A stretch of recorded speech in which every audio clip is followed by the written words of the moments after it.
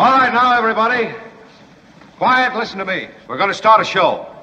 Now, some of you people have been with me before. You know it's going to be a tough grind, but we're going to have a show.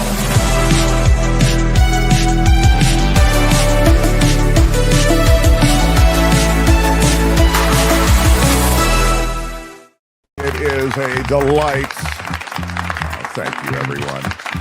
I have to say, my Tuesday recorded audience, you are the very best. So wonderful to have you all here. Kim is here. Kim, how are you? And I'll tell you, it's just Kim and myself today, and that's the way it's going to be. Tony was called into iHeartRadio. You know, we share him with iHeartRadio. And I will tell you, because I always have a policy of transparency and openness, we pay way more than iHeartRadio does. Everybody's very well paid on this show. I don't like people to work for me or with me who are not well compensated. But despite the fact that we pay way more than iHeartRadio, he does get benefits there, and he has to, kind of... Of course. He has to honor that obligation. Yeah. So he reluctantly, I think. I like to think of it reluctantly anyway. I don't know if it is or not. Tony is MIA today, but he's not really M. We know where he is. Thanks, Tony. Or maybe he's not, it's not A. He never got into A, Let's not get caught up in lettering. Let's just say he's not with us today. So it's Kim and myself, very excited to have you here. This is an extraordinary day with a couple of very special guests from San Francisco. The DA of San Francisco, Brooke Jenkins, joins us today. You'll remember that Brooke Jenkins, for those who are in the Bay Area, who follow this quite closely, and for those who might have been looking in on the Bay Area, it was a big national story, and it did speak to progressive politics and policing and victims' rights. Brooke Jenkins was appointed to the DA seat after the recall of Chesa Boudin, who was the DA, and then won the seat in an election and now serves as the DA of San Francisco. So we have a lot of questions for her, one of which is related to a lot of what we've been talking about on this show when it comes to ICE and the feds coming in with jackbooted thugs to the streets of American cities, roughing people up and without warrants detaining people. We'll talk to Brooke Jenkins about not only the strategies in San Francisco, but also how she feels cities nationwide should handle this domestic threat, the threat from the federal government. I'll talk to her about that. Of course, the brilliant David Cay Johnston joins us hour two. We'll talk about what's happening with the Greenland flex that this president is over. I mean, I always call Trump, and I've called him this from the very beginning, as you know, the Mad King. Now you're hearing other people call him the Mad King. And he is displaying all of the impulses and all of the madness of a mad king. The claim that he wants Greenland because he was rebuffed for the Nobel Prize by Norway, as though Norway has, first of all, anything to do with the Nobel Prize. I mean, the country, like there's a show of hands or a referendum and all the people vote on who gets the Nobel Prize. It's a committee, like the Oscars have an academy. But what the hell does Norway have to do with Greenland? I mean, in other words, the premise breaks down all over the place. It's just pure madness. And yet, all those finger states, Mark, they work together. Those finger countries. Those look like little fingers coming down. They all work together. Yeah, I forgot about that. They're all in cahoots. So we'll talk to David about that. And of course, it's front and center in Davos, where the elite in government meet. And we'll get to that. I've got Bessent, who is quickly becoming Donald Trump's, I would call him an apologist, but he's more of an explainer. He Trump-splains everything, And I'll play a bit of what he's saying about Greenland. And his big default, you know how Mike Johnson has the default, which is like, I didn't see it. I don't know really much about it. I don't know. Besson's default is everybody just relax.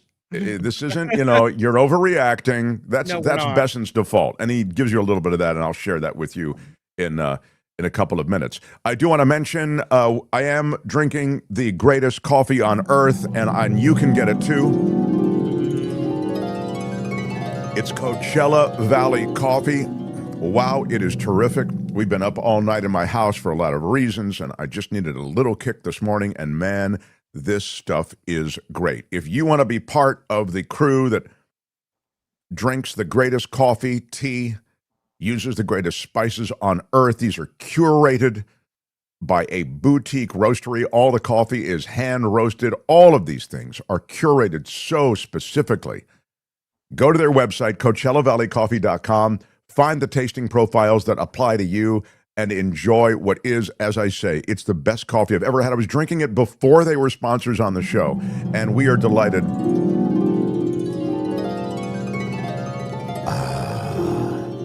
Delighted they are a part of things. But when you go, do use our discount code. You get 10% off everything on the site, anything you want, teas, coffee, spices, etc., merch. You get 10% off with our discount code, MARK-T, at checkout. Put that coffee down. All right, so we have much to do today. I will put my coffee down and we'll get blasted here. The Mark Thompson Show.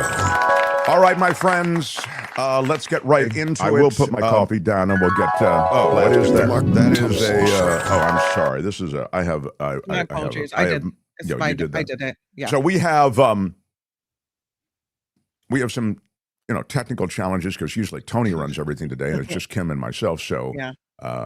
I'm the talker. Kim is the tech person today. She's been foisted into this role now, or had the role foisted upon her, however you say it.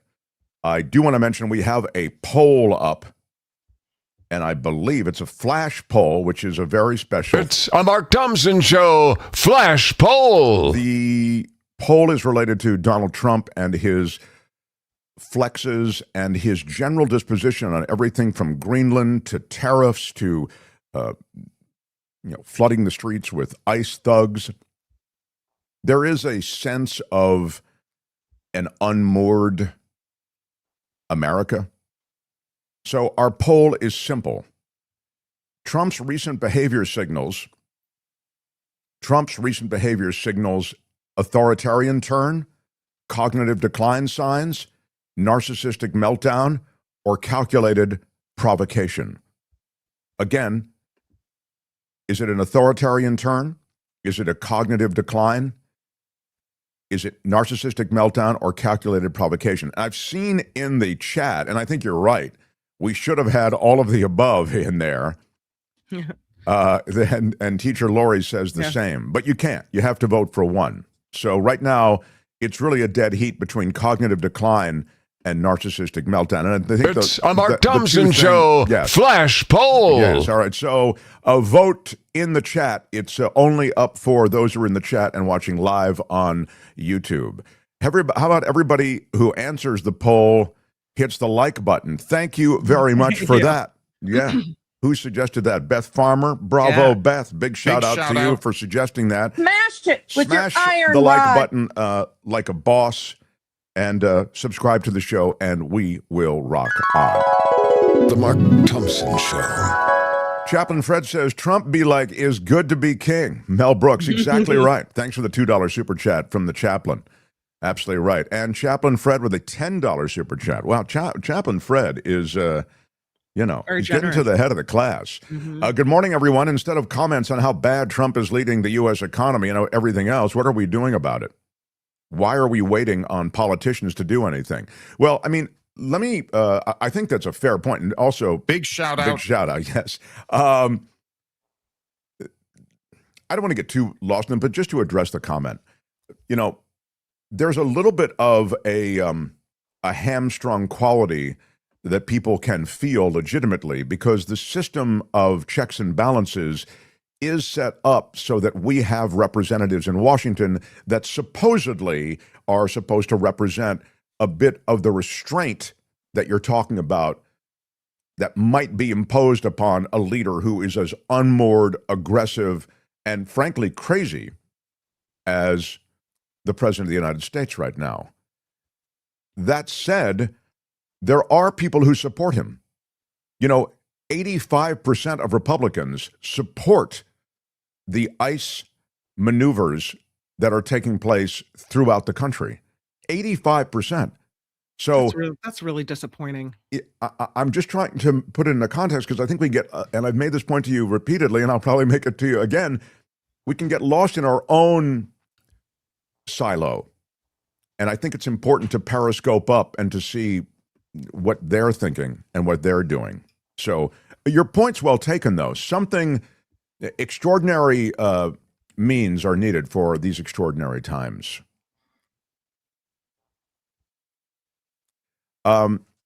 I want to personally, Brian Reich says, I am getting tired of this president. Thank you. I'm getting tired of this president and his completely idiotic, lunatic actions. Get the damn Epstein files out in the open. Well, they're a month late on the Epstein files, as you're well aware. But again, someone has to be held to account. So we're reading comments, and it's kind of, I'm getting into your comments. Yes, but this is not the time that we set aside for that. So Cameo says, we're calling representatives and senators every day now. Does it do anything? It makes me feel as though I'm doing something. Yeah, I think you can do it. It does matter. They do care about those calls. They do care about those emails. So do it. I do want to get to the rest of the world reacting to what's happening here in America. So quickly, let me do that. The Mark Thompson Show. Let me take you to the Parliament in Britain, where one member of Parliament speaks quite bluntly about what's happening in America.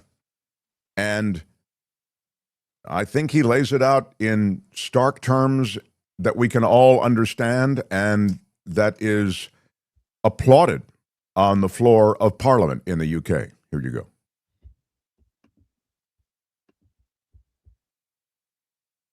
go. Europe and our world.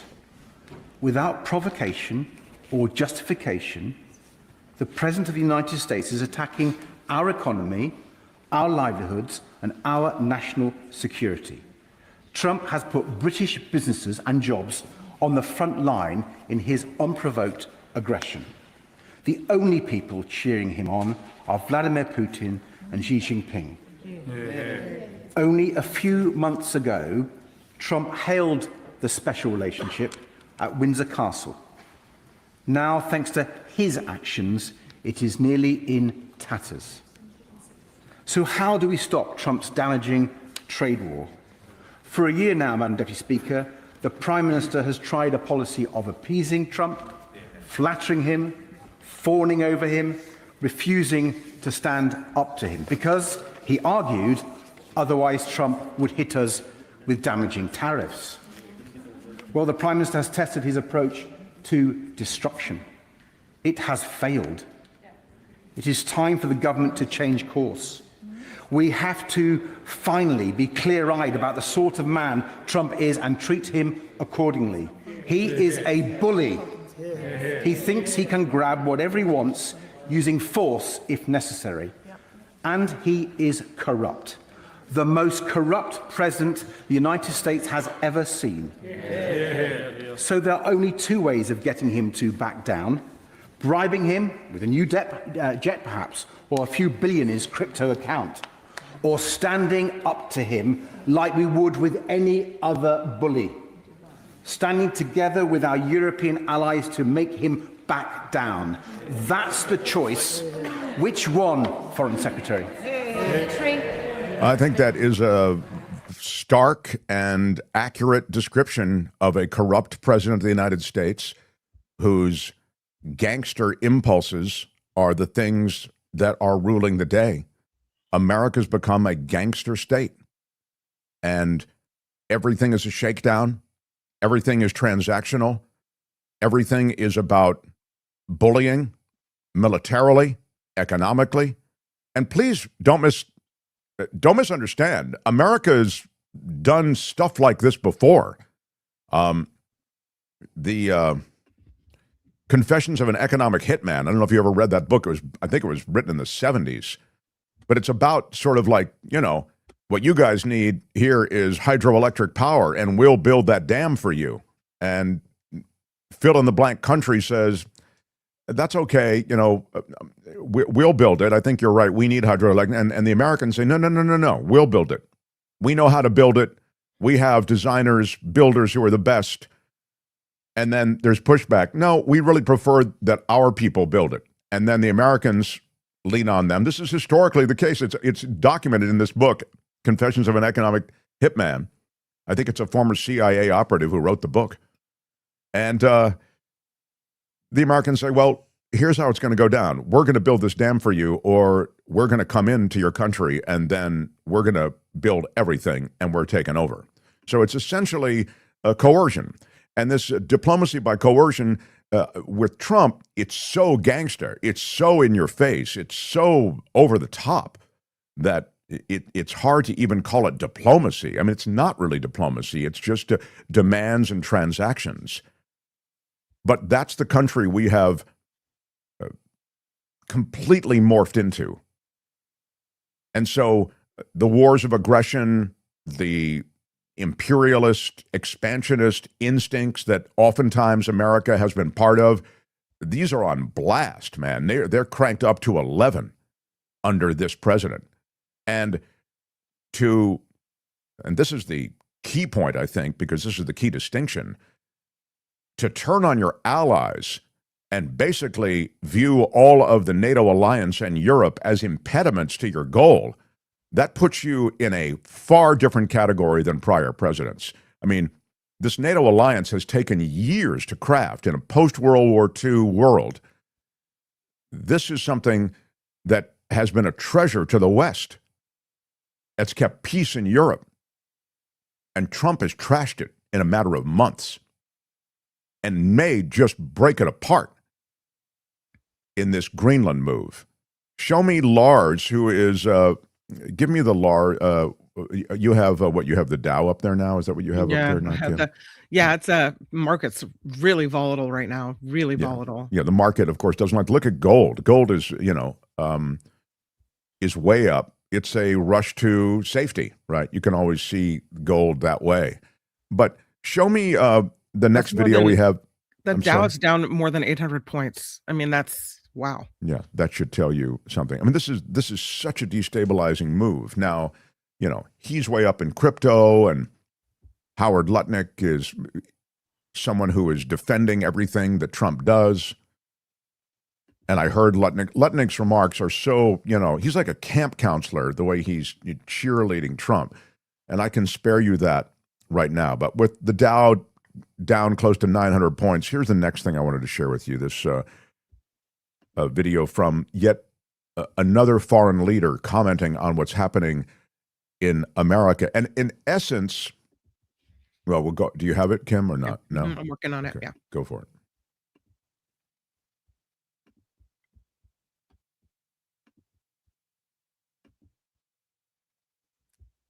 Yeah, this is Lars Christian advising what the Americans should do. Our America, because with this and erratic behavior,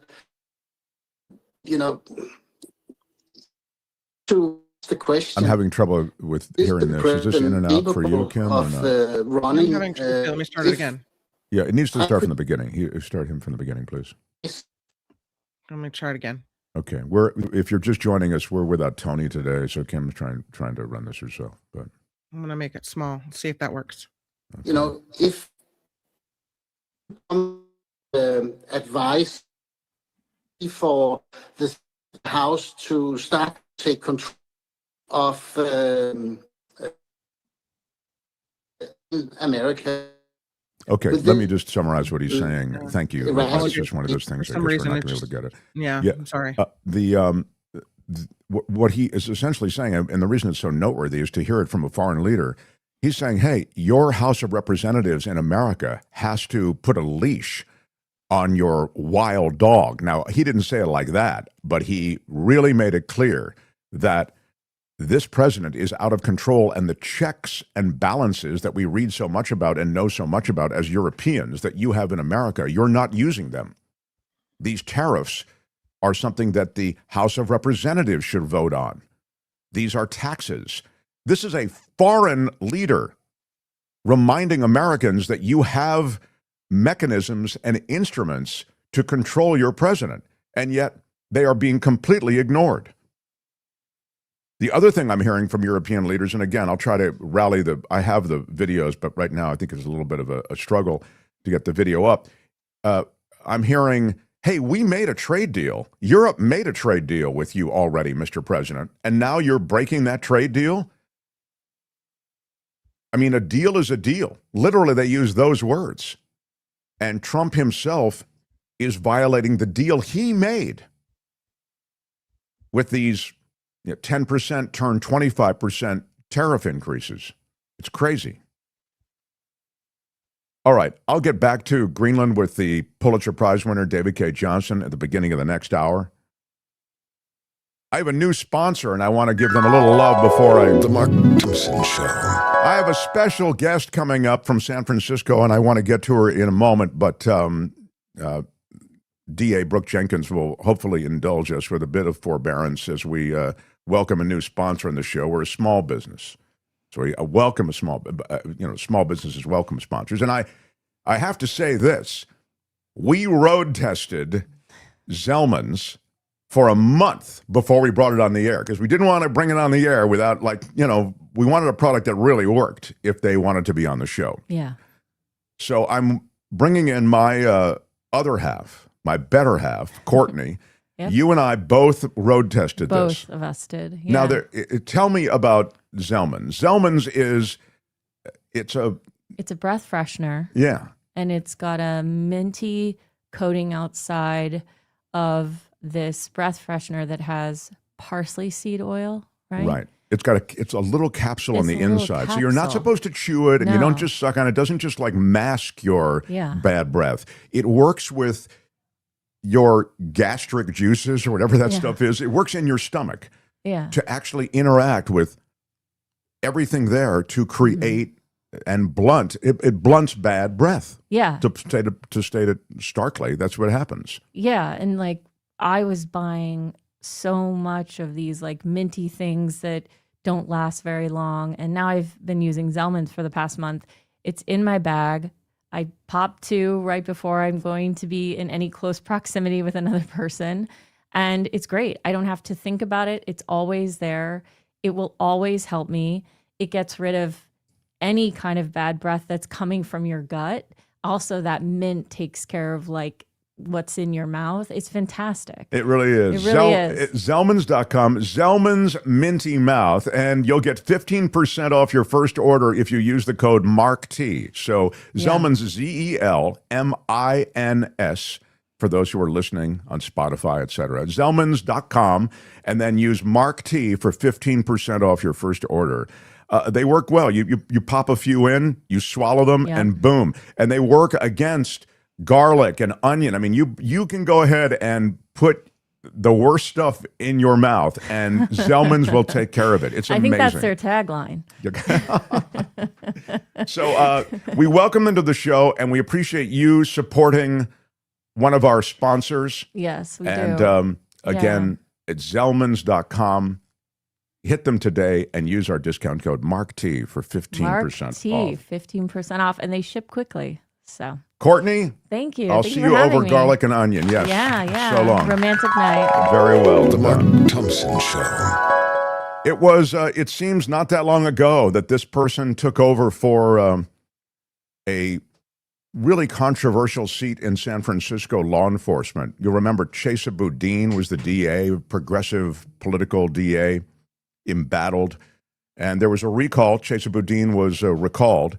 And Brooke Jenkins got that seat. Then there was an election to see who would be DA of San Francisco, and Brooke Jenkins won that seat.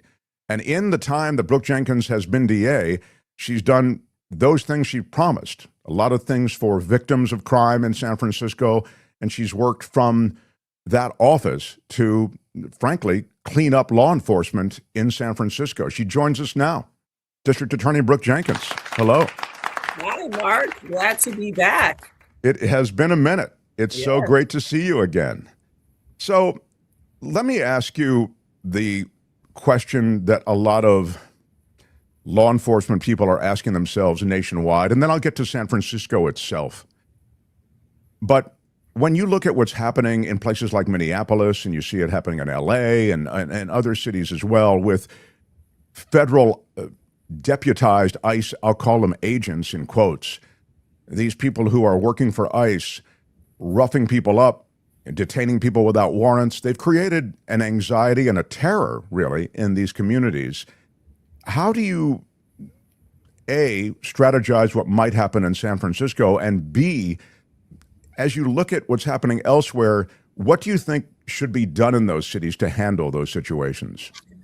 Yes, we were under our own threat of both ICE and the National Guard coming to San Francisco not that long ago. And we were really at a reckoning point with how do we protect our residents here? How do we prevent the type of hysteria and chaos and fear mongering that we know happens when they show up? And so thankfully, that crisis was averted here. But each and every day I wake up and I start my morning with the national news and seeing what's happening. And there are so many feelings that I have, not only as a chief law enforcement officer, but as somebody with a father who's from El Salvador, who is an immigrant, and understanding that what is happening is not American. It's un-American.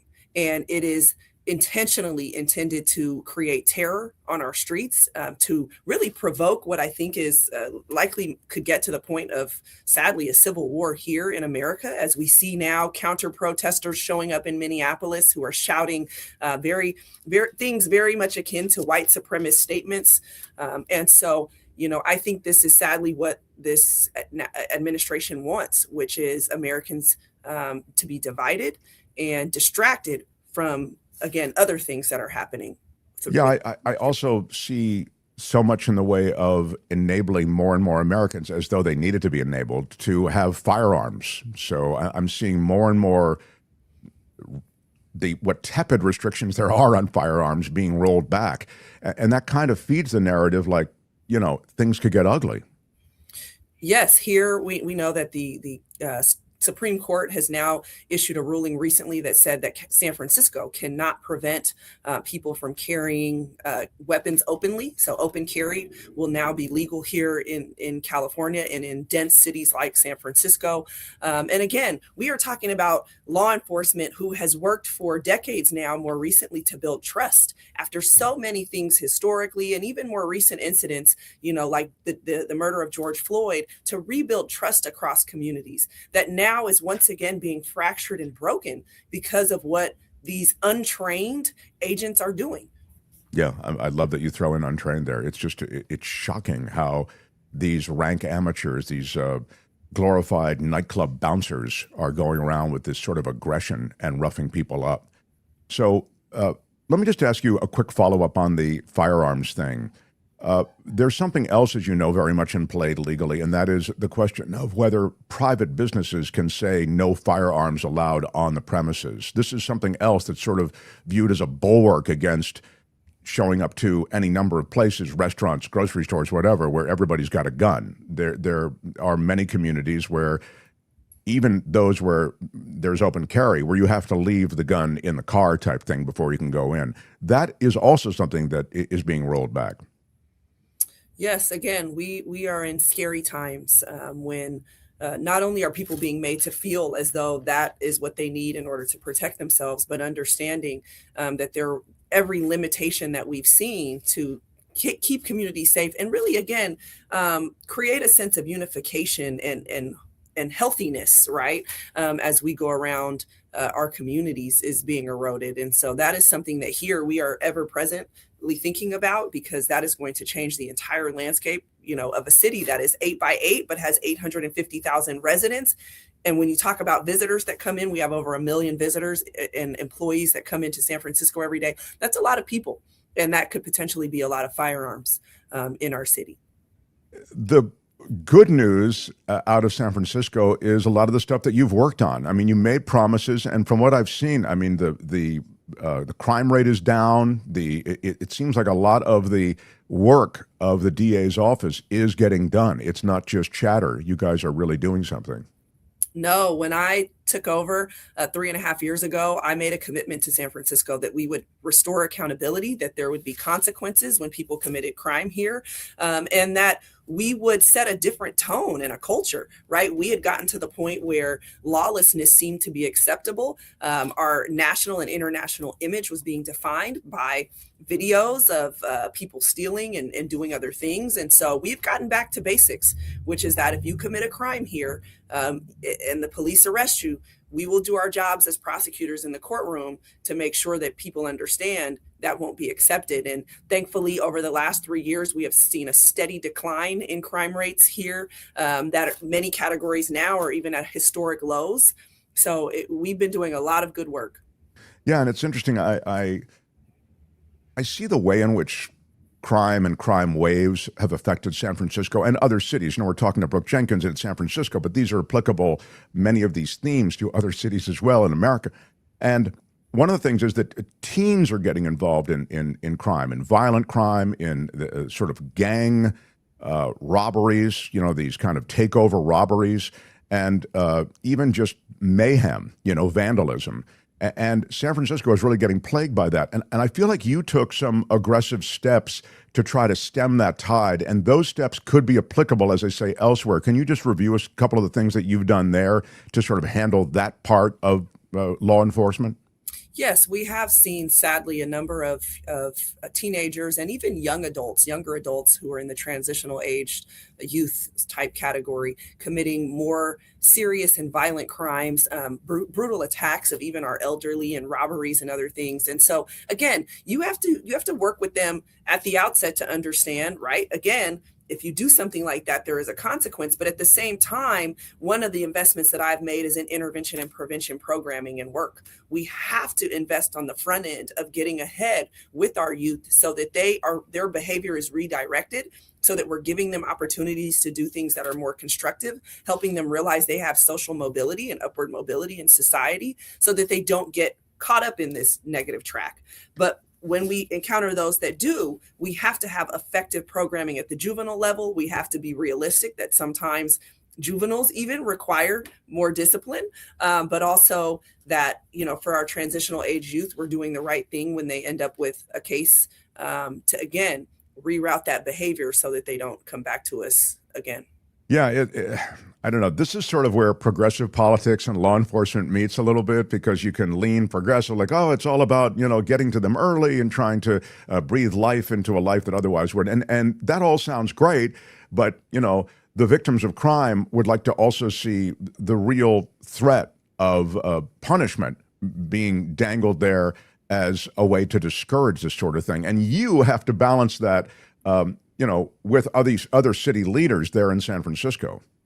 Yes, it's one of the toughest issues, you know, that I have to address. But I tell people being a prosecutor is much like being a parent. I have 2 young children, and each and every day I could tell them stop doing something. But if they continue to break those rules, even inside of my home, I have to at some point instill that consequence. The words are not enough. My love for them is not enough. And so it's the same thing when you talk about this line of work. I can't just say don't do something, and if they keep doing it, think that those words will be enough. There has to at some point be a line drawn in the sand where I say, okay, you know what? There has to be a consequence. And we want that consequence to be fair and appropriate, and driven by that person's circumstance. But at the end of the day, they have to understand that the action causes a reaction so that they can, again, make a different choice to do something better next time. You have affected all of this change, so much positive change under your leadership there in the DA's office. I wonder if you can speak to what's left. Like, there are still some significant challenges, and there are more challenges every day. But speak to your priorities going forward. We continue here to battle open air drug markets. It is not an issue that has been resolved just yet. We've made significant progress since when I took over, which is why, in large part, that recall passed of the prior DA, is that we were overrun with drug dealers all over our Tenderloin area, our downtown area. And now you no longer see them lining our streets, but we know that that market still exists into the nighttime hours. And so we are trying to address both that, which is, again, the flood of fentanyl coming into this country, and then, sprouting around our larger cities, but also people who are addicted to fentanyl. That is a very difficult problem to address. And the state legislature here in California has watered down so many of the tools that we as prosecutors had to assist people who are struggling with addiction, get them into programming, have that sort of carrot and stick approach that we could use. And so now we're leaning on public health more than those of us who used to have the ability to help. When you say that the legislature has made it more difficult, give me an example. So not only, most of us know many people voted for Prop 47, which reduced drug possession for use to a misdemeanor. Well, in 2021, the state legislature made almost every misdemeanor diversion eligible by statute, meaning a judge gets to decide who charged with a misdemeanor gets to have diversion, meaning end up with the case dismissed and their record sealed. Well, when the prosecutors used to handle that, we would actually make people do things to better their lives in order to earn that benefit. Now we see judges just handing it out with no requirement that they do anything to help themselves. It's literally come back to me in a month without having the DA's office charge a new case, and I'll dismiss this case that's in front of me. And so, again, that's a tool that was taken from us that we used to have control of, handed over to judges who are excessively lenient, particularly in my county, who are doing nothing to help the people who need the most help. So, as you say, you're bringing in officials in the public health arena to sort of address some of this, to kind of stop the bleeding? That's who's working, night and day to try to solve some of these problems that, again, those of us in law enforcement just no longer have the right tools to fix. While these people are being arrested for public drug use, once they get to my office and we file a case, there's very little that we can do, especially if it's a misdemeanor, in order to, again, get this person into treatment or give them a strong signal that we need them to change their behavior. Your office, I feel like one of the things that was talked about during recall, and oftentimes we put the ills of the city, all of them, at the feet of whoever's up for public office. It can be the mayor, it can be the DA, and your effect on life day to day, while significant, isn't total. And I feel like there's a limit to what the DA can do, even a terrific DA who's got all the help of all these city officials, which seldom happens. But you've got this stellar track record. And so I wonder what lies ahead as you look not only at San Francisco, but other cities with midterms coming up, with other states with midterms coming up. There's another wave. And I think some of your experience, I guess I would say, can be applied elsewhere. And I mean also political experience, messaging, what should be emphasized from a law enforcement perspective. Because I think a lot of people want to live in safe communities, and there's a sense that we don't live in safe communities as much anymore. I think there first and foremost has to be an acknowledgement of that. I think we have gotten to the point where, especially people in the Democratic Party, have focused on statistics and data and said, your eyes are fooling you. The data tells us something different. No, much of my safety depends on how I feel. Yes, data is relevant, but if I see things that make me feel unsafe, you need to acknowledge that that's a problem and tell me what you're going to do to fix it. We as a party have to get back to basics, which is people deserve clean and safe streets. And there's nothing racist about saying that. There's not even anything Republican about saying that, which is often what's said, at a time here in San Francisco. These are basic tenets that every single person is entitled to. And if you stand for not only everyday communities, but we have a lot of people who like to say, I stand up for immigrant communities. Well, the immigrants here have fled, many of them chaotic, crime infested countries who want safety. They want lives that are peaceful and are calm and a clean environment to raise their kids. And so when I talk about the work that I do in our Tenderloin district against these open air drug markets, and I'm condemned for it, I say, well, what about those families who have immigrated from all over this world and live there, who deserve to raise their children in the same environment that you're raising yours, right? That is free from that. So you're saying identify that as something that we own it, in effect, own it as a problem. Own it as a problem, and then be prepared with what the solutions are. And those solutions are not anti-law enforcement. They are not ideological. They are not saying that people deserve to do drugs on our streets. We have to get away from this radical ideology and come back to what are the solutions for people for these basic things that people deserve. You know, one of the tough parts of being a DA, as I see it also, is the way in which you work with law enforcement, cops. You know, you work with police officers. They count on you. You know, they bring in, one of the big complaints about your predecessor was, you know, we'd bring people in, we're working on a case, somebody doing something really bad, and they'd be back out on the street in 3 days. And it's frustrating to police officers. So you have to work hand in glove with them. As you now see elsewhere, the federal government moving in and really allowing their thugs to run amok in the way that ICE, again, in quotes, agents, run amok.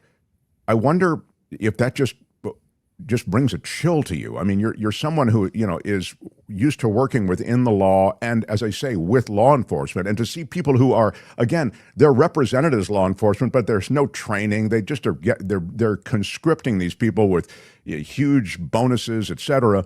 And they just get out on the street and without warrants and without any kind of real plan and strategy, they terrorize neighborhoods. It sets us all back in law enforcement, like I said, from a trust standpoint, but it also puts people like myself in local police departments in a precarious position, which is that my job as DA is to hold accountable any law enforcement agent that commits crime, right? That crosses the bounds of the law and commits unlawful behavior. And I've made clear that my position right now is that if one of those agents is in San Francisco and crosses that line by committing excessive force or an unlawful shooting or anything of that nature, that I have the responsibility to ensure that if charges are appropriate, to file those charges. That also requires an investigation. And now what we see in Minneapolis and in Portland is local law enforcement being excluded from those crime scenes, being excluded from receiving evidence or obtaining evidence in those cases or in those incidents to be able to assess whether or not the conduct was unlawful.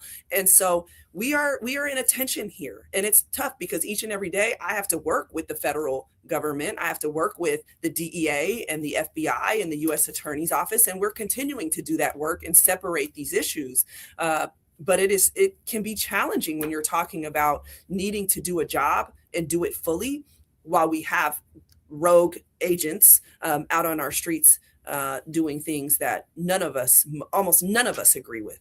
And last point, can you walk me through, I don't mean to make it too complicated, but this idea somehow that the qualified immunity that we might ascribe to certain members of law enforcement to protect them and give them the ability to do certain things seems to have been amplified by this Trump administration with their ICE agents to this kind of total immunity status, so that these guys can literally do whatever they want.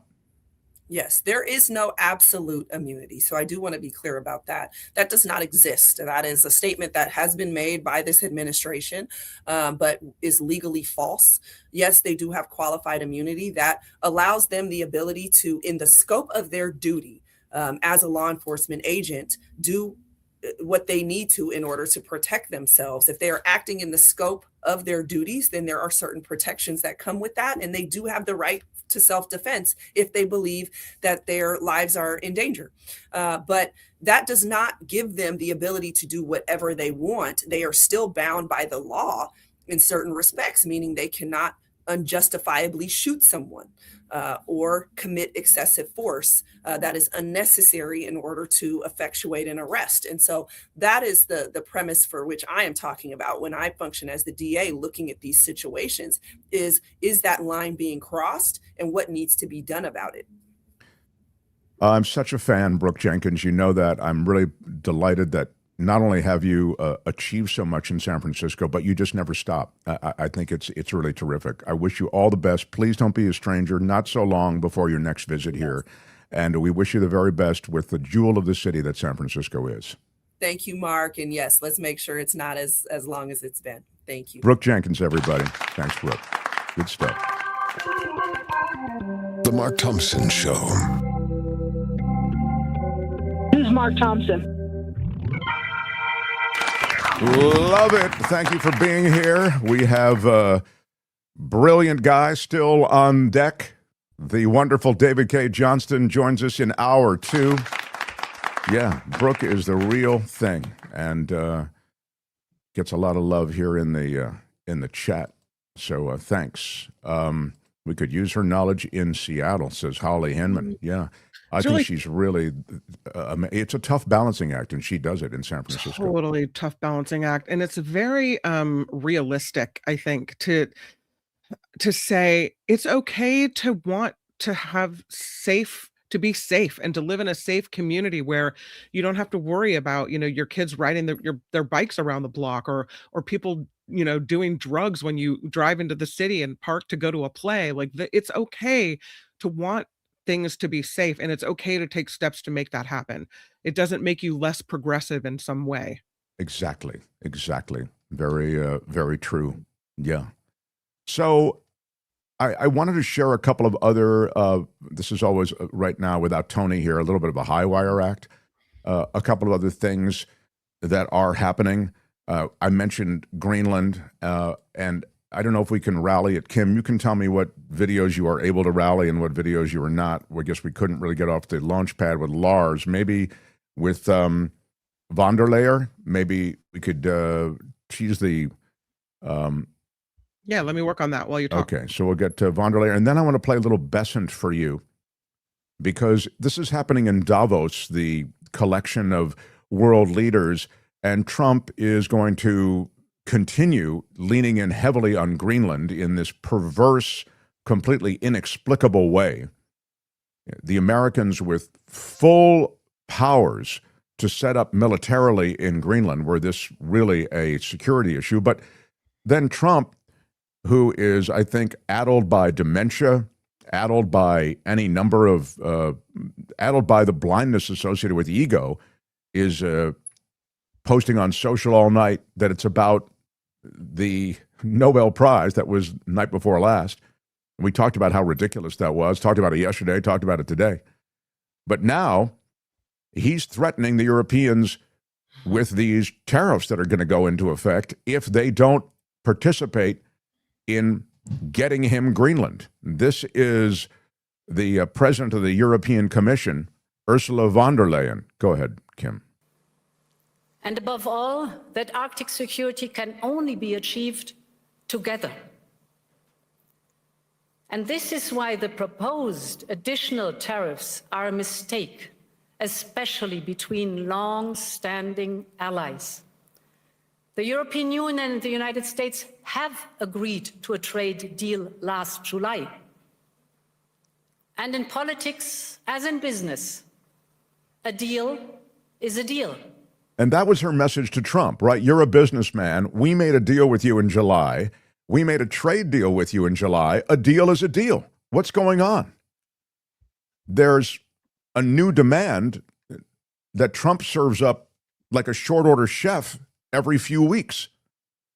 This is Scott Bessent, though, who's also in Davos now. He's the Trump whisperer. He goes on and sort of explains, hey, everybody, don't panic. Just stay with it. Everything's going to work out. The president's just making his claims clear, what he wants, but don't overreact. Don't escalate. That's his big thing. Don't escalate. So here he is speaking in an interview. We'll let it run for a minute or two with Maria Bartiromo, who is, of course, one of the, she's a Trumpy from the jump, but here she is talking to Scott Bessent. Treasury Secretary. Secretary, let me begin on trade and tariffs because President Trump seemed to set the tone of conversation even before he has arrived by threatening tariffs on our European allies until they support his plans to acquire Greenland. How do you justify taking over a country when, in fact, Denmark and Greenland have said they are not interested? Well, Maria, I think the president has a very strong view on Western Hemispheric security and believes that the U.S. should not outsource our national security.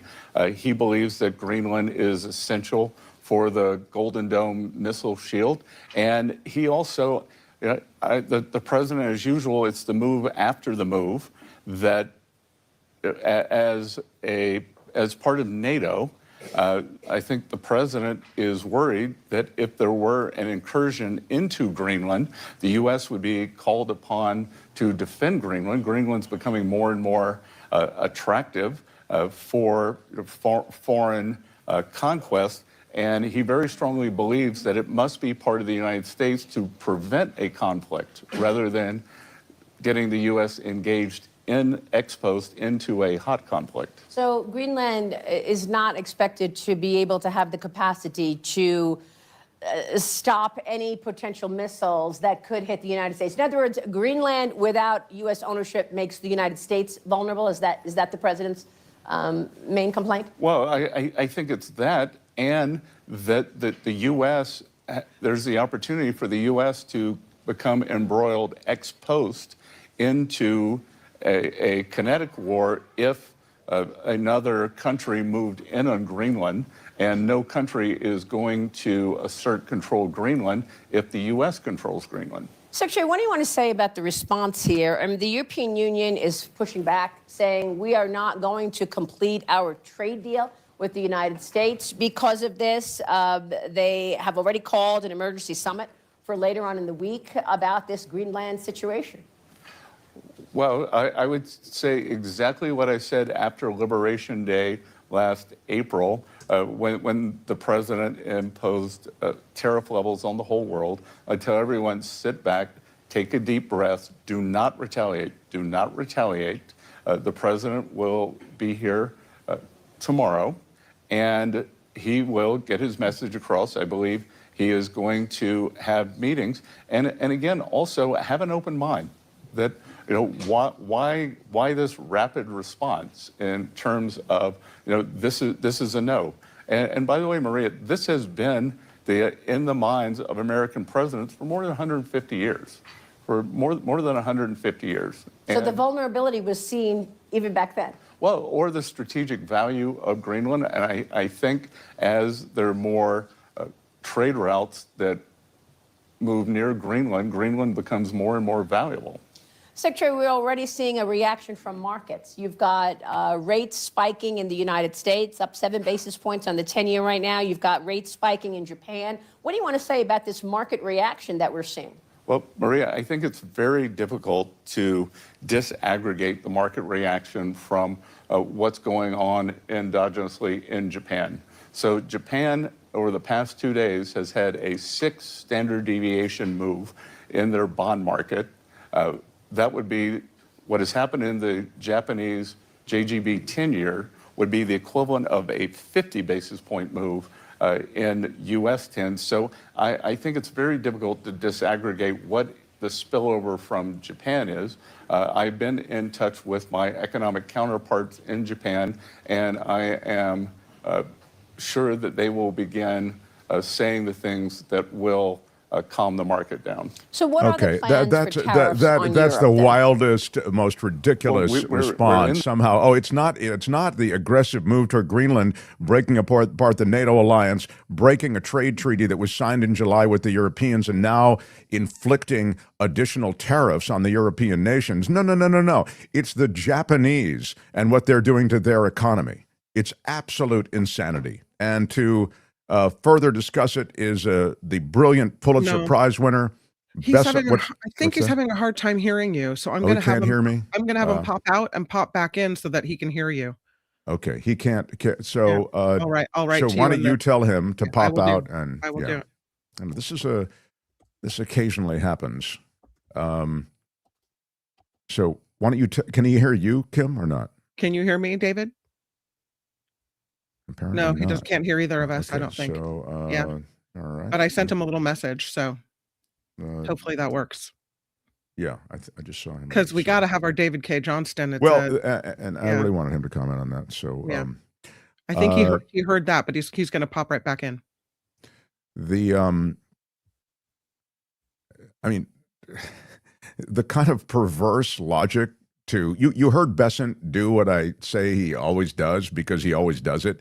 Don't escalate, don't retaliate. That was his big thing. Don't retaliate, don't escalate. It's like, I know my 14-year-old is throwing crap at your house and is breaking a bunch of windows and vandalizing the neighborhood, but don't react, don't overreact. That's basically Besant's view.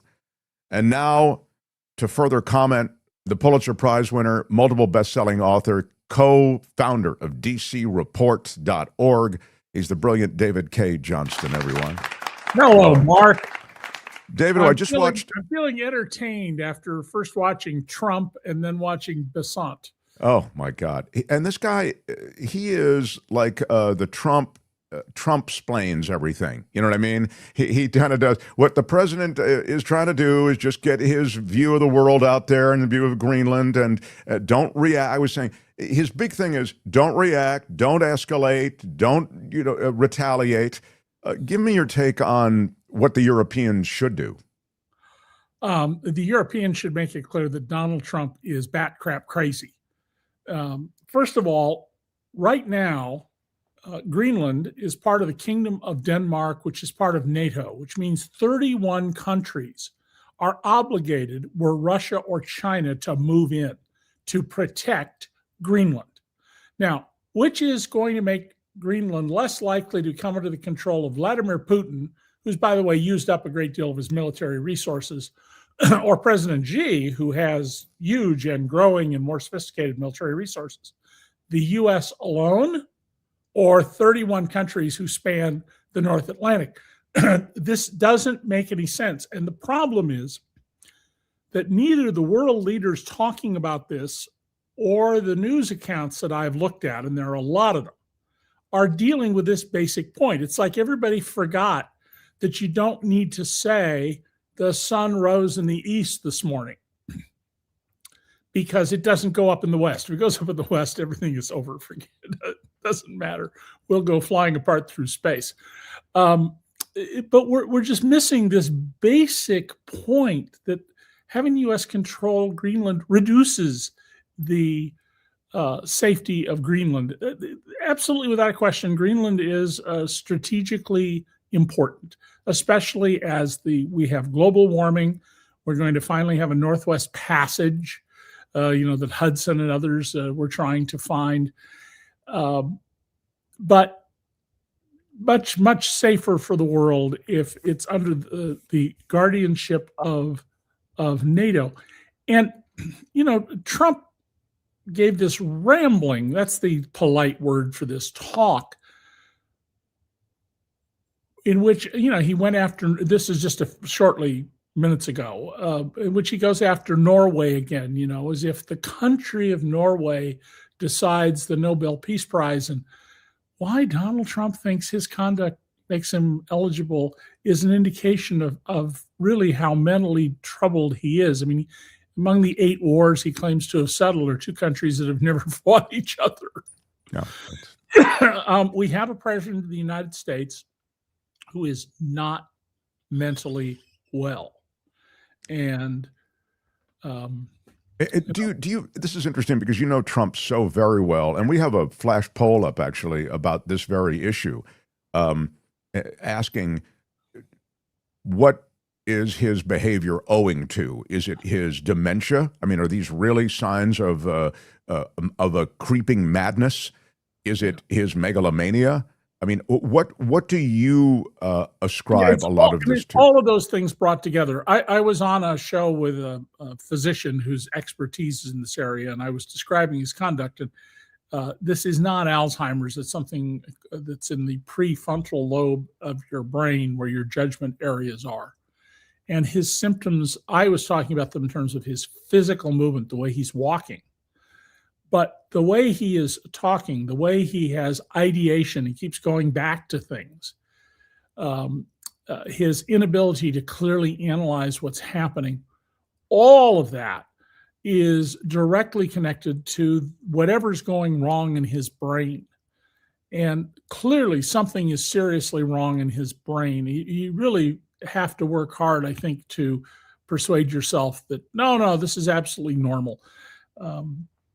It's not normal. And the Europeans, with good cause, are wary about how forthright they're going to be about this. You've seen a range of reactions. Meloni in Italy made remarks that you can find 20 news accounts with 20 different explanations of what she said. She was trying to cover every base. But Macron's been quite clear here. I'm not putting up $1 billion. This is nuts about the Gaza Peace Board. Starmer has been somewhat cautious about this. The Danes have been pretty straight up about it, and so have the Norwegians.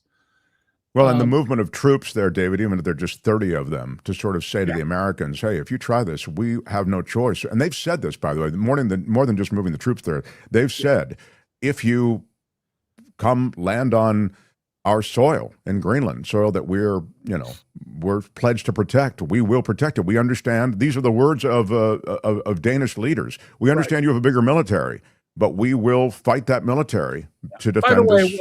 When the one time Article 5 of NATO was invoked, Article 5 says an attack on any NATO country is an attack on all NATO countries. It's one of its most important fundamental provisions. It's only been invoked once, and that was 9/11. The Danes, relative to the size of their population, lost more soldiers than we did. So to suggest that the Danes have not been our ally, as Trump has done, it's beyond the pale outrageous. Well, he also said that there were no treaties governing this area, that it was just the result of a boat landing there hundreds of years ago. I mean, this is a guy who, you're the one who said it, he knows nothing. He knows he has no knowledge of history. He has no knowledge of economics. He has no knowledge of it. This is all about the gloriousness of the wonderful and special Donald Trump trying somehow to, overcome this just monstrous childhood he had with his cruel, beyond belief father and his distant, cold mother. And all the money in the world, all the fake peace prizes from the Soccer Federation are never going to fill that hole. It is a sad story. And on top of all that, we're suffering a lot of this because, according to Stormy Daniels and other women, the man has a deep male sense of inadequacy. Well, I mean, he's certainly compensating for something, but sadly, we're all part of that compensation. And this Greenland thing, while, this sort of bizarre utterance a year ago and early in his administration, it kind of fell into the category of smack-talking Mexico, smack-talking Canada. It now seems to be a front and center issue, and I don't know how he backs down off of it. He doesn't seem to back down from many things. I can't believe we're talking about it as a serious narrative because the consequences are so cataclysmic. I don't think he's going to send troops. And let me be clear about that. I think that this will be a nothing. Remember, in the background of all of this, Donald is also trying desperately to get our attention away from the fact that they've released less than 1% of the Epstein files. And we now have in the public record sworn testimony and public statements by people who've been identified that Donald Trump is in still images and videos raping 13-year-old, 14-year-old girls. I do not believe he can survive the release of those documents as a president. It may be that the Republican leadership on Capitol Hill is even worse than I've ever imagined, but I just cannot see them going along with this. Well, that was a long time ago, and he's not doing that anymore. But Donald's motivations here are very heavily, I've got to keep away the Epstein files. There's no reason for him to be doing all this other stuff. Venezuela, threats to attack Mexico, threats to invade Canada, unless he knows that it's over if the Epstein files are released. And but David, you don't think all of these things. You don't think all of these things are. I mean, two things can be true. He has this horrible impulse of this expansionist, imperialist view of the world, and it's a distraction from what you're talking about. Yes, right? and I think it helps him in that general cause. I don't think it's the primary motivator.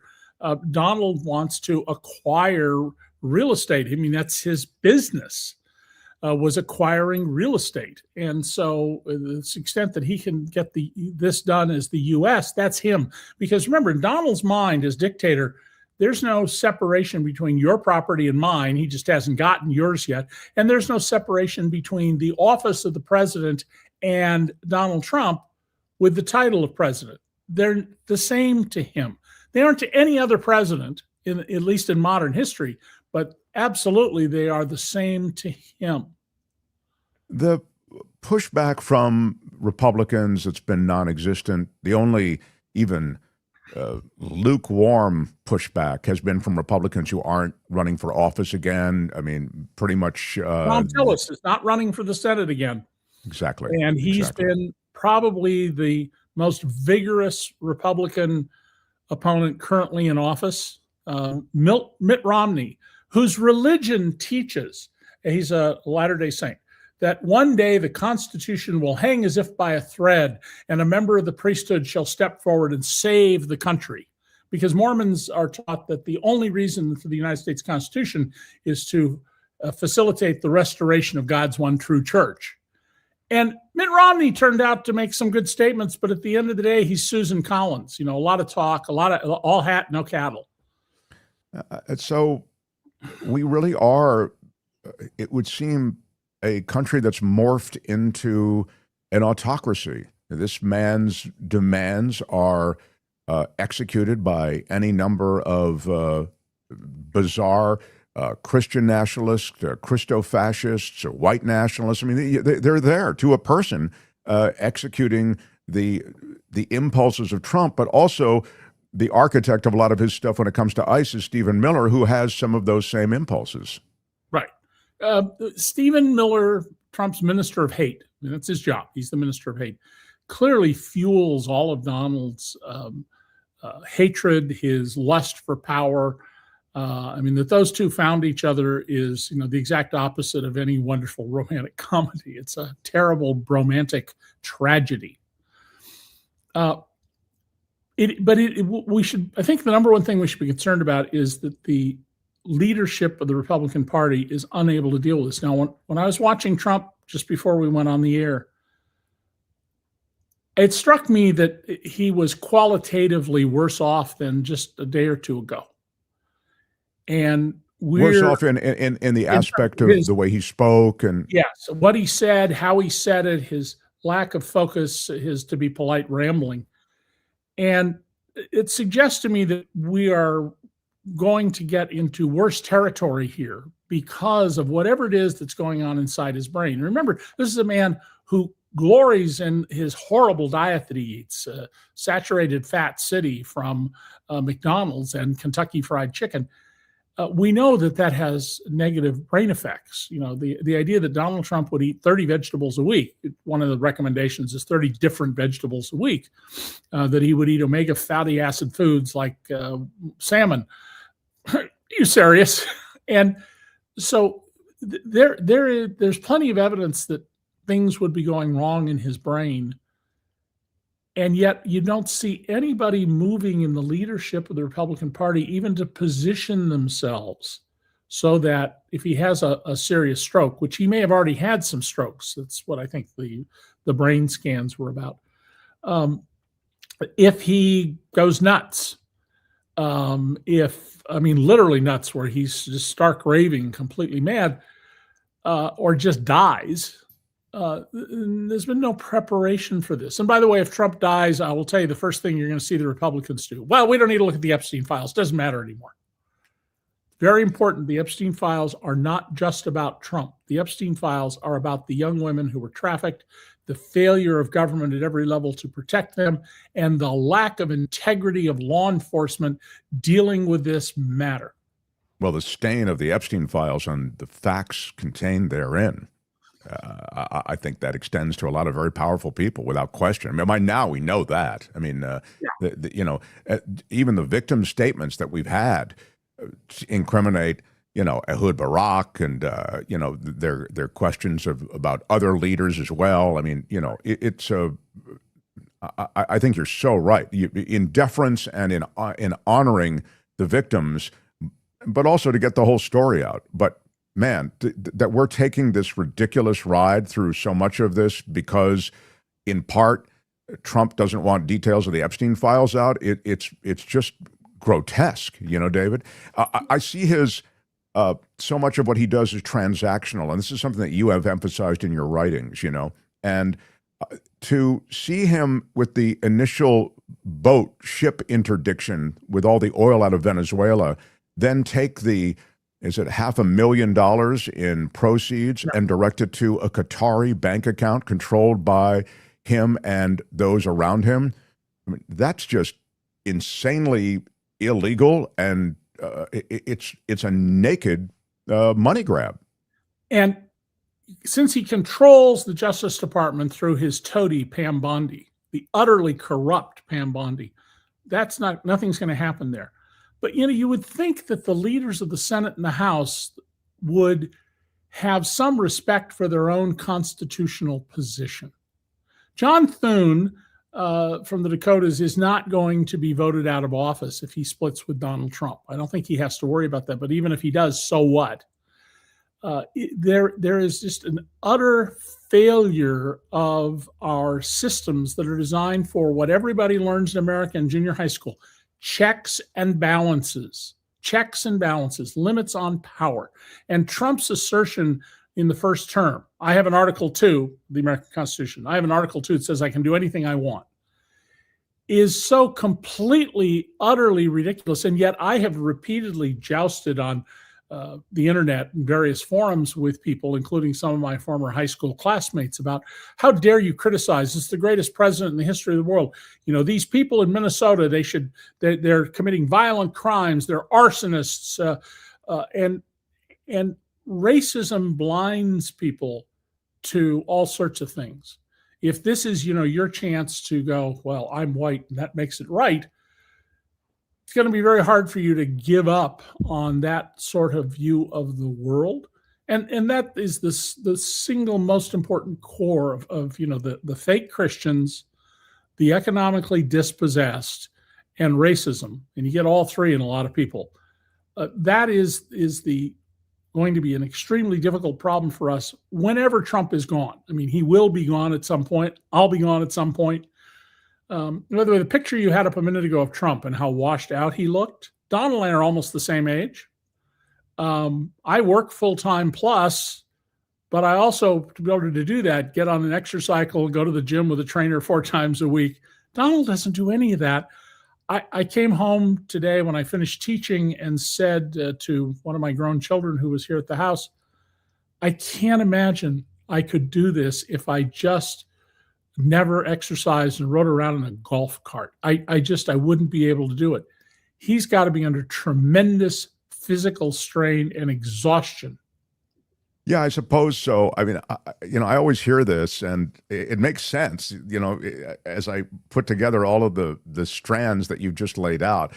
But I also feel as though, somebody like that just keeps going. And, look at Dick Cheney. I mean, Cheney didn't clean up his act in terms of his diet and basic exercise until he was well into the, late in the game, well beyond Trump, So I don't know, David, but I take your point, which I think is actually a bigger point, and that is far from offing him because of his diet and everything, far from offing himself, he's just diminishing himself so quickly. And you're sort of suggesting that, all this fried food nation that he pours into his gut is beginning to affect him in a way that is rapidly becoming so obvious in terms of his craziness. I mean, he's truly a mad king now. Yeah, you should be treated as a drunk in a bar, because that's what the functional equivalent is. The problem is he's got his finger on the nuclear button. Remember that when Nixon was in the White House and was really drinking heavily and realized probably very clearly the end was coming for his administration, there was an order that no actions by Nixon that were bizarre were to be done without notifying somebody. I don't remember who the person was. Similarly, when he was head of the Joint Chiefs, General Milley said about Trump, any nuclear issue, you run it through me. Now, he's not in the line of command. The head of the Joint Chiefs is an advisor. He is not the staff person in line to issue the order to push the button. I sure hope there's somebody right now who similarly will short circuit this. Because I think Trump at this point is pretty much capable of just about doing anything. And none of us should be surprised if we wake up in the morning and there's a headline that J.D. Vance was sworn in the middle of the night as president of the United States. I mean, he's simply in terrible shape, but you can't, if you're the head of a country, dismiss him as the drunk in the bar that he is. He's not literally alcoholic, but behaves like a drunk in the bar, that ridiculously. Sure. Because his fingers on the nuclear button. We should also, by the way, hope the Supreme Court will speed up its decision about tariffs. Article 1, Section 1 of the Constitution, Article 1, Section 8, Clause 1. The Congress shall have the power to lay and collect taxes, duties, and imposts. Well, that's what tariffs are. They fall under that. He has no authority to do these tariffs. And I don't know why the Supreme Court is pussyfooting around this. It's causing lots of economic damage. If they would strip him of that power, then we would have a lot less of this. Well, I'm going to make wine prices go up 200% by putting tariffs on them because Macron won't do what I want and you won't give me $1 billion. Yeah, this is exactly what I was going to ask you about. I'm so glad that you touched on it, which is the tariffs and the Supreme Court. It is, and I'm wondering what we should glean from this. It is bizarre, isn't it, David, that SCOTUS has laid out on this to the point that we're so far down the road with these tariffs that it's a little hard to put Humpty Dumpty back together again. And if they should rule that he doesn't have the power to impose them, you're going to have to reimburse. You're going to have lawsuits or businesses that have gone under as a result of these taxes. Is what they are, import taxes. What happens? Well, this morning, this was exactly what I was teaching my political science course about state and local government finance, and I'm trying to get them to understand the tax system.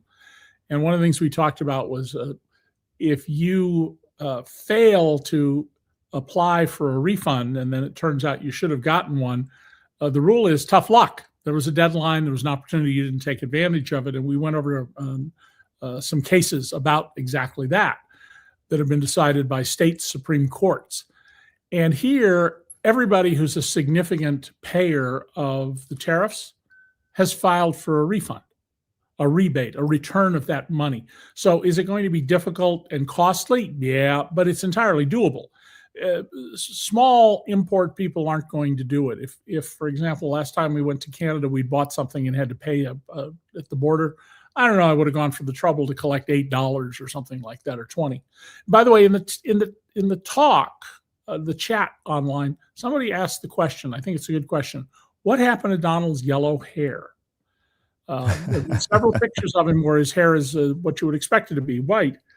And one of the things when people get older or they get in poorer health is they start doing shortcuts. Notice sometime how often old people wear slippers or loafers so they don't have to tie up shoes, for example, and don't have to bend over when a lot of people are rigid because they haven't stayed flexible. And I think you're seeing signs of Donald doing that. And he has a valet to dress him. But he's not putting as much effort. And I really think that we've seen in every president in modern times, they age more than the number of years that they're in office. And you're seeing Donald age very, very much right now. Oh, that's really interesting, and it's funny. I'm astounded, by the way, that you can have the conversation with me and check out the chat. You're so wonderful. I cannot do that. I have to sort of focus. You're really great that way. I do think that the signs of his age are manifest. Yet it seems as though we would have heard something from Republicans. Something would have leaked if there was really the kind of radical switch that you're talking about, where we wake up one morning and we see that J.D. Vance is now president. But you think that really is a possibility at some point? Oh, and yes. I think that his health is so bad he could just go very quickly. And if, in fact, the reason for those various scans is he's had ischemic events, temporary interruptions, or blood clots in his head, you can get a brain bleed and go very quickly. If you have a stroke, there's something called the golden hour. You have about an hour to put in agents in your bloodstream that will help break up clots and allow blood to flow smoothly. And after that, not very good outcomes. I think that there's been real significant deterioration. And mostly, today it was just looking at him. I didn't watch for very long, but watching him speaking before he goes to Davos, it struck me that this was a measurable difference over just a period of days. Now, maybe he didn't sleep well last night, and that explains it, and it's temporary, but he's deteriorating right in front of our eyes. And when this is over, whatever happens, whether he lives out his term, whether we have to have a violent overthrow of the Trump administration to get back our democracy, however this ends, hopefully peacefully and at the ballot box, we really do have to start rebuilding our system, because it is designed for men and women of honor. And now that we've had the third generation head of a four-generation crime family and an ignoramus in the White House, that just doesn't work anymore. I mean, We're I going have to have to redo the system and the rules. You're so right. I mean, there's sort of blind faith in the system, and it's just it's misplaced because the system's let us down. I'm going to let you go, but when we come back next week, I'd really like to talk to you about this. I do see charismatic Trump-esque figures growing in profile on the right. The left, I'm still looking, but it's scary. And so even as you made me think of it with there are people hoping to become the next Trump, including Tom Cotton, Josh Hawley. I don't think they've got it. Steve Bannon, though, I think Steve Bannon might have it. Maybe. I think a lot of people would be. I don't know. We'll see. But we really need to be very concerned, because, as Mitt Romney very smartly did say, millions of people in my party, the Republican Party, don't believe in democracy. And that's become eminently clear. There are lots of people who don't. And our failure in our education system to teach people the reason it matters. It's as Winston Churchill said, democracy is the worst form of government except for all other forms of government. And letting people get into this, we're not a democracy, we're a representative republic. Yeah, and the sky is teal or blue, take your pick. See you next week, pal. All right, Professor. Professor David Cay Johnston, thank you, sir. Yeah. See you next time. The Mark Thompson Show. It was great. I loved it. How would you handle this? We could try ignoring it, sir. Morning. You cannot say you love your country. Where are my weed smokers at? Stay at home and get baked. Right on. Always love a conversation with David Cay Johnston. Wow. This SCOTUS thing is a big deal, this tariffs thing, because this is the real weapon that Trump has wielded, right? And if SCOTUS takes it out of his hands, it'll be very interesting to see what happens. The poll should include all of the above, says Sprague the Wonder Cat. I agree. That's one of the omissions in our poll. We have a flash poll going in YouTube. It's a Mark Thompson Show flash poll. That's right. If you log on to YouTube, I don't know where you're listening or how you're listening, but if you're there, you can vote for what you think this Trumpian behavior is owing to. And there are options offered, 4 of them, and yet maybe not the most important one. Trump's recent behavior signals an authoritarian turn, cognitive decline signs, narcissistic meltdown, or calculated provocation. The only thing that everyone seems sure of is that this isn't calculated provocation, that you don't feel that there's anything calculated about this.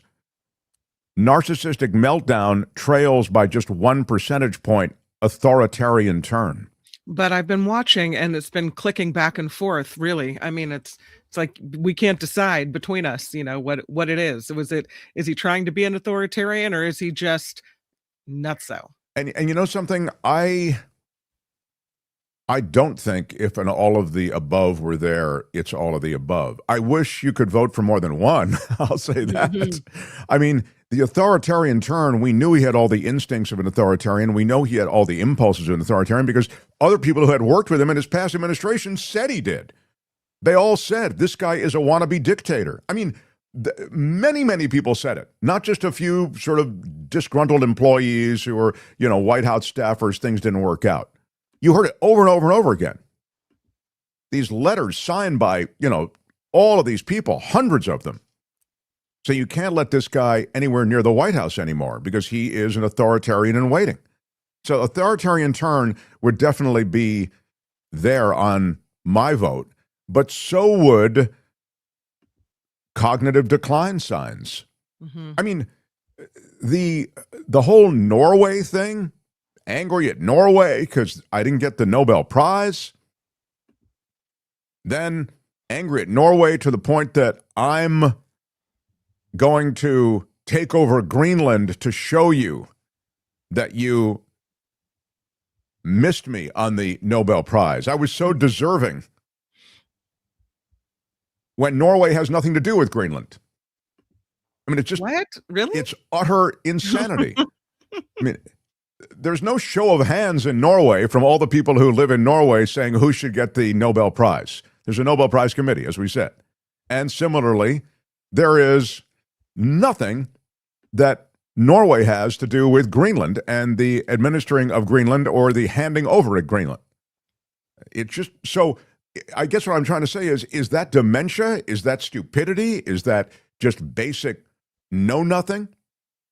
And of course, when he gets any pushback, it's the authoritarian coming out in him. Also, his billionaire boys club that he surrounds himself with, they have invested heavily in Greenland. They've just done this feeling as though somehow this Trump plan will get hatched and the resources of Greenland are something that they very much feel they can maximize. And they have real interests in rare earth minerals and, of course, as I've talked about before, the digital centers that they want to set them up everywhere in the world. And they're incredibly resource intensive. And so the resources of Greenland would be used for those digital centers. So yeah. I have a question. We're talking about the cause of Trump's craziness. Is it cognitive decline? Is it this? Is it that? Like what is motivating? What is behind all of this? And my thinking is, I don't care what's behind it anymore. It's time for it to stop. I was mentioning to you earlier, I was watching a video from Politics Girl, and she said, listen, now we can all blame Republican lawmakers because they know what's happening. They see what's happening, and it's their moment to stand up and say, we got to put a stop to this. Because regardless of the why, we all know he's nutso. Now we have a Democratic senator from Massachusetts, I believe. Is it Ed Markey from Massachusetts? He's great. He's great. Finally saying, it's time. It's time to invoke the 25th Amendment. We've got to get rid of this guy. We are done. Yeah, so but I mean, Democrats calling for that are the same as Republicans who are calling for Biden to be taken out by the 25th Amendment because Biden was doddering. What? Are we really at the same spot as Biden? Are we? Oh, really I'm not. Objectively, we're not. But I'm just saying, in the politics of Washington, we are. We And the have politics of Washington were in the same place, which is, I get it. The opposing party thinks the guy in charge is a doddering moron who doesn't know where he is and is costing America a lot of the status that America had in the world. That's the way the Republicans felt about Biden. I mean, it was a fiction on some level. I mean, as I've told you before, I would have taken Biden on a hospital gurney with an IV Right. in his arm But what I'm over saying, this guy. what But I'm saying is Biden has not risen to the level of Trump. And so you may talk about Washington politics and what's realistic. But my question is, when do we cross the threshold with him sending letters to foreign leaders talking about how we didn't win an award? Like, when do we go, okay, we got to set the country above everything else now and realize that we're not playing politics anymore about who was worse, Biden or Trump, or who's more doddering or who's older or whatever. Now we're in dangerous territory. So Right. when is it that Republicans will stand up and go, you know what? We have to set politics to the back burner for a hot second and take Vance over the crazy that's happening with Trump. yeah, and the answer is never. Okay, close to never. So, I mean, this is the cold slap in the face that we all need. I always talk about this silo that you're in a big way. It's like a mother coming in going, I don't care what is happening with my kid. I don't care how we got here. You can't spray paint and tag the whole living room like this. And you can't go to the neighbor's house and spray paint and tag their living room. You are out of control and all of us can see it. Well, you're right, objectively. But that just isn't the way this party on the other side works. They are scared. They are scared for their lives. They're scared of political violence. They're scared of the politics that will vote them out, the gravy train that they're on. They're doing nothing in Congress now. You understand that? They're doing nothing. The Republicans are letting stuff go. They have completely abdicated their political role. They've completely abdicated the restraints that they are allowed to apply on the chief executive. They've given them up. So you're asking, when will things get so bad? And I get it that you're asking it rhetorically, but let me speak to it. This is a crew that hasn't made even a move, a lean toward restraining this president.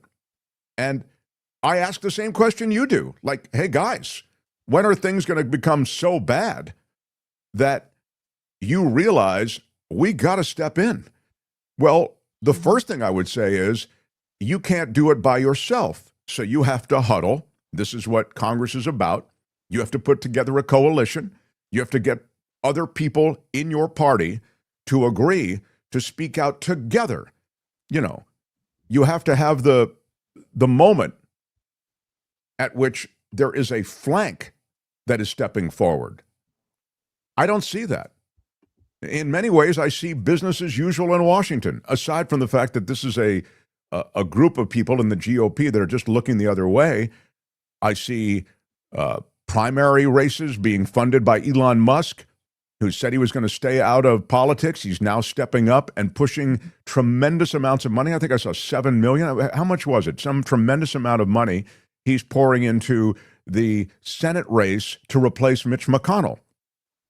So, I mean, again, there's a business as usual, even as this president is turning alliances and economics on its side.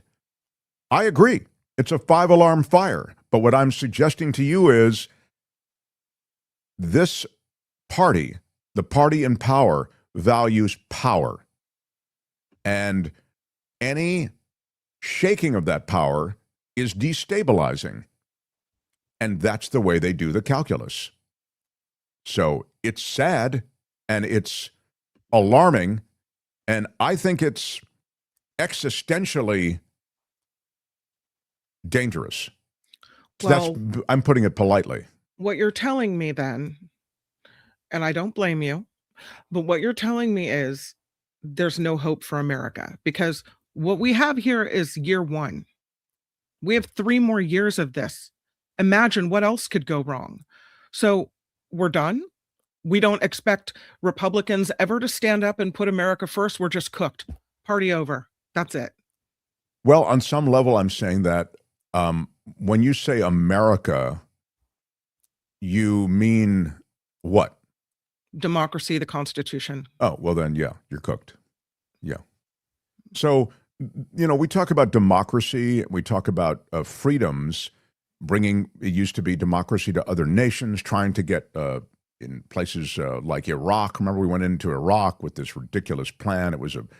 There wasn't a plan, but skipping way ahead and not focusing so much on that, there was the idea that the Iraqi people would elect to somehow their government. But what we really mean, so that was an election, and somehow there's this notion that if you have an election, you have a democracy. And of course, that's just not true. As we've said here many times, Russia has an election, okay? The idea somehow that elections will be tabled, that's really an idea that is not applicable in so many rising autocracies. The autocrats want the election. It creates the patina of there being a people's voice that is being honored, of a popularity even. The results are completely concocted. The election is completely manipulated, and the party in power or autocrat in power can say, hey, look, I won the election. And Putin jails his adversaries, kills his adversaries, etc., if they get too powerful. So you don't mean an election when you talk about democracy. You mean the freedoms. You mean your civil rights. You mean your ability to live without agents of the government just coming to you and saying, we want to talk to you, we want to search your home without a warrant, and then detaining you or a member of your family. You want to be able to drive down the street without being detained by an officer of the government who demands to see papers, and then regardless of what you show them, drags you out of the car across the icy pavement and throws you into the back of their SUV. That's what you mean is America. America is a place where that stuff doesn't happen. They need to have a warrant. You need to have a lawyer. If you can't afford a lawyer, America actually is a place where they will pay for a lawyer to represent you. You mean that when you talk about democracy. We don't have that. So, yeah, we're cooked that way. You have a rising autocrat. Now, that doesn't mean all is lost. It just means that's what's happening now. But if you're counting on the vote, I'm concerned for all the reasons that we've talked about before. I'm concerned about an occupying military that will suppress voter turnout.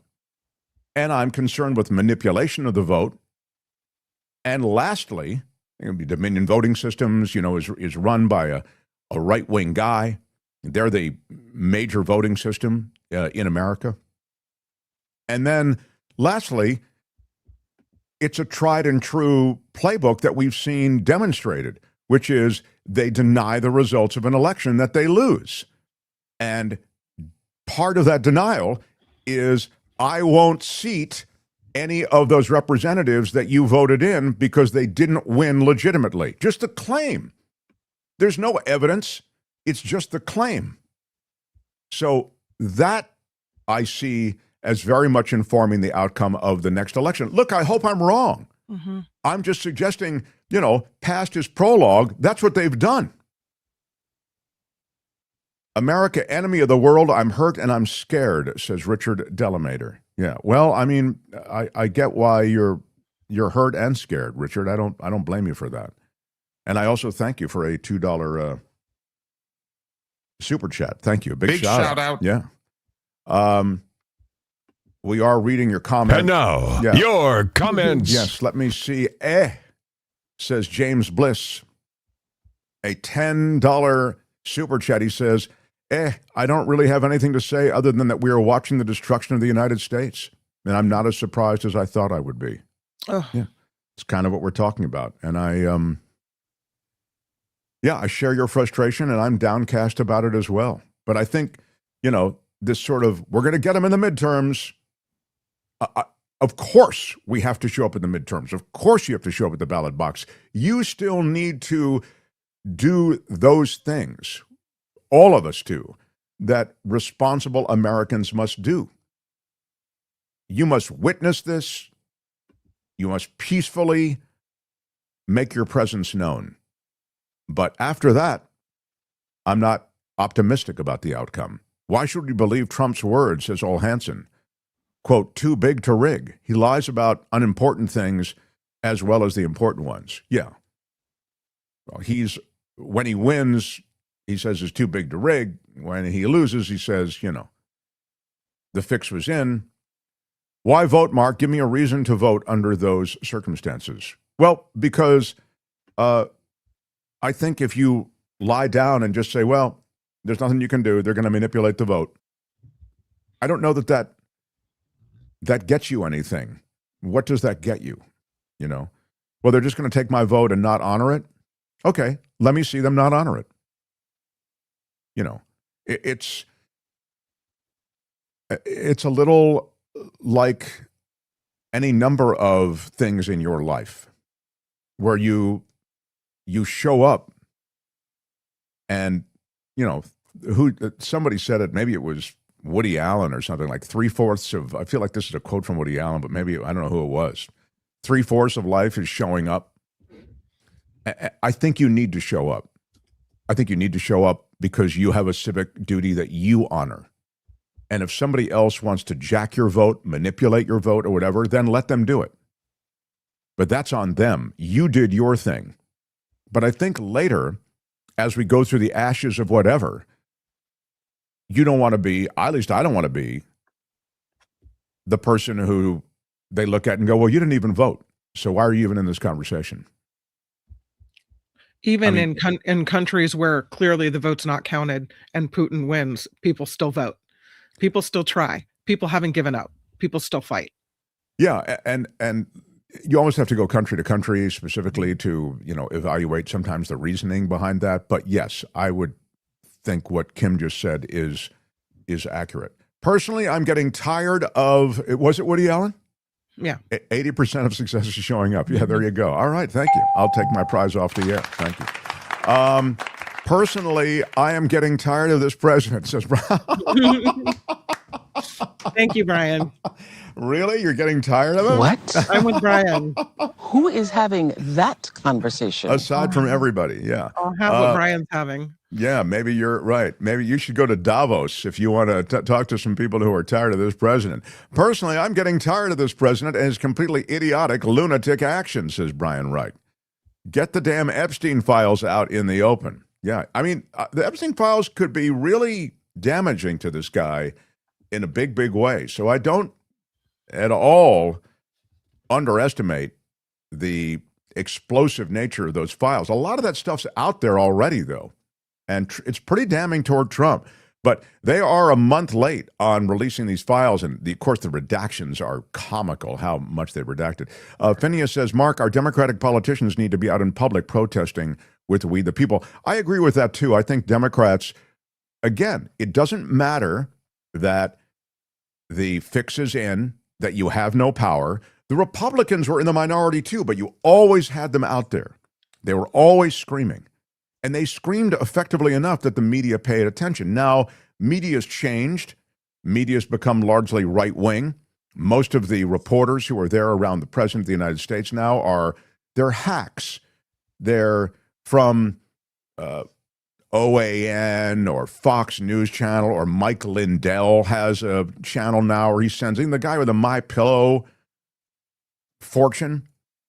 He's out there with his own reporter there. And they have, laminates like regular reporters, like credentials, and they send them to these places, but they're toadies. So the media landscape has changed, but you still have to do the real journalism, and real journalism is being done, and real conversations are being had, and we're having one right now. Regarding the Epstein files, I guess I'm so disillusioned that I really wonder if America cares about 13-year-old girls. Because we already had this guy. We already know Trump's a creep, a creepy crawler, a sexual deviant. He was standing there in the, Miss USA pageant saying, I like to stand there and look at the girls in the dressing room, or whatever he told Howard Stern. We know he doesn't care about getting consent, grab him by the pee, right? We saw that. And so why would we care I mean, I care, but collectively, why would we care about what he's done to 13-year-old girls in the past more than we care about the blowing up of our NATO alliance and world security and nuclear war, like, and taking over countries? I don't know if the Epstein files are going to be the be all end all of, bringing Trump down. I think the reality is that sex always cuts through. That's basically why my answer to that. That you're probably right. That people didn't care enough about the victims. The victims have been on Capitol Hill, as you know already. And so to your point, I mean, the victim stories aren't really the thing that probably sparks most Americans, but the gotcha when it comes to sex, it's a really big thing in America. Go back and look at, the utter corruption that many politicians have been. Look at Rick Scott. He was part of the biggest Medicare ripoff in the history of the country, maybe the biggest. He's a U.S. senator now. Okay? But if it had been a sex scandal, would have been a totally different deal. That's sadly your right, but the sex gotcha, I think, carries a lot of it also. That's my take. Maybe I think this is also, it's so loathsome that these underage girls are being trafficked this way. I mean, it's so grotesque and immoral and horrifying. And this was part of an international human trafficking ring. And if you knew about it and you were in some way party to it, that might cut through. So, I never put my faith into the files, says, oh, well. Yeah, and you know something, to be fair, the only reason I think the Epstein files have achieved a lot of momentum also is because it's the one thing that seemed to have cut through MAGA Nation. All of a sudden you had Joe Rogan and you had Bongino and Patel, these people who had been jihadists about the Epstein files, all of a sudden going, oh gosh, I got here and it turns out there's nothing to see. It was such a weird about face that you thought, oh my God, there's something big there. Never did I think I would have to know so much about a sleazy president's sex life, says Mindy Lee. Yeah. So I think that, again, the Epstein files are his kryptonite in part because it's just such an ugly underbelly, but I don't know that we'll ever see enough to have it rise to the point of him being, sort of, will he have to suffer some expulsion as a result of it? Removal? Don't think so. So, I'd love like a turbo newscast, if you can give me that. And can you give me just a quick what's happening in Davos and all of that stuff? Before we do, I just want to ask all watching, please, in unison, hit the thumbs up button. Smash it with your iron rod. Smash it like a boss, baby. Smash it with your iron rod. And do subscribe to this channel if you haven't already. We promise we'll leave you alone. We'll not spam you. We will just, if you hit the the notification bell, we'll let you know we have a new video. But we're not gonna, we're very judicious about the whole thing. So we don't bother you. Yeah. Please subscribe. We're free, which is the right price, and you get what you pay for, if I can say that. Smash it and with your iron rod. Okay. Kim's News, and we'll wrap up Mark Thompson's show. I don't have the little news picture, but that's okay. No, we're going to move on. On the Mark Thompson Show, I'm Kim McAllister, and this report is sponsored by CoachellaValleyCoffee.com. And stocks are seeing a sharp drop on Wall Street. This after President Trump threatened to place tariffs on countries that oppose the United States, potentially acquiring Greenland. The Dow Jones Industrial Average has been down over 900 points at times today. Trump touting But the price of Greenland has gone up, which is kind of nice. Oh, yeah. Okay. Trump touting his first year back in office. Oh, Lord. Trump addressing reporters inside the White House press room today, touching on several economic items, including lower gas prices, stock market records, and falling inflation. He also talked about his tariffs bringing manufacturing jobs back to the United States. The Supreme Court could rule on the legality of Trump's global tariffs at any time. The Justice Department has served grand jury subpoenas to Minnesota's Governor Tim Walz and the Minneapolis Mayor Jacob Frey. That's according to multiple reports. The subpoenas are centered on an investigation into allegedly obstructing federal officers amid anti-ICE protests in that state. Life-threatening wind chill temperatures are gripping millions in a large part of the country. Parts of the northern plains, the upper Midwest, Ohio Valley, and Northeast have already been impacted. The first wave of Arctic air will slightly ease by tomorrow before another surge of cold air hits the Midwest on Thursday.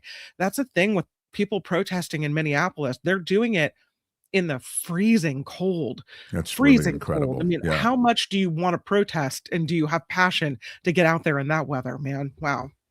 The FBI is investigating after an Indiana judge and his wife were shot in their home on Sunday.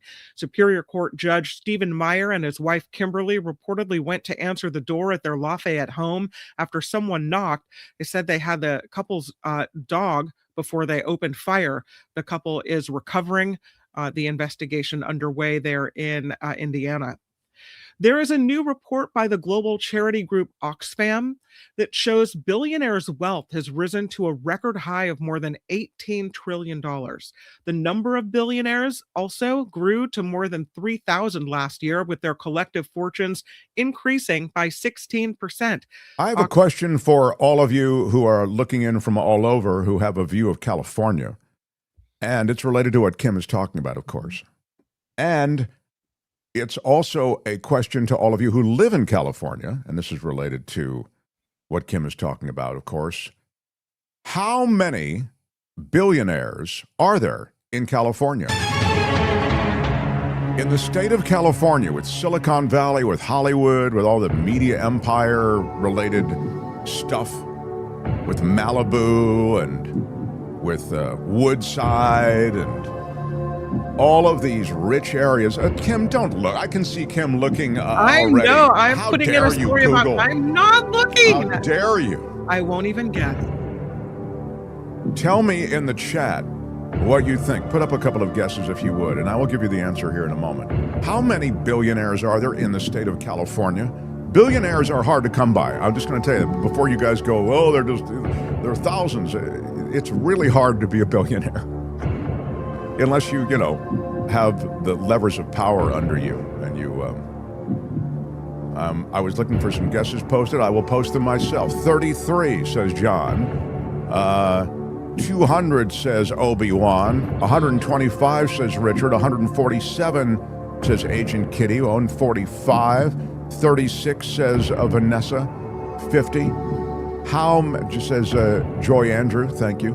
Deirdre says 15. 60 says A-Golf. 1,000 says CC Ryder. Of course, there is wine country. That's true. There got to be some billionaires in wine country. The answer is, said this, Rob says 225. That's pretty close. Somewhere around 225 or 250. I'm going to give it to Rob.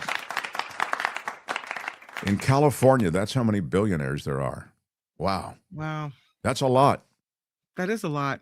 A lot of them are leaving because of this billionaire tax, too, in California. But speaking of billionaires, though, to finish out that report, Oxfam also said the super rich often use their wealth to gain political power and media ownership, and they cited Elon Musk as an example. Speaking of which, Elon Musk is marking his largest donation to a single Senate candidate.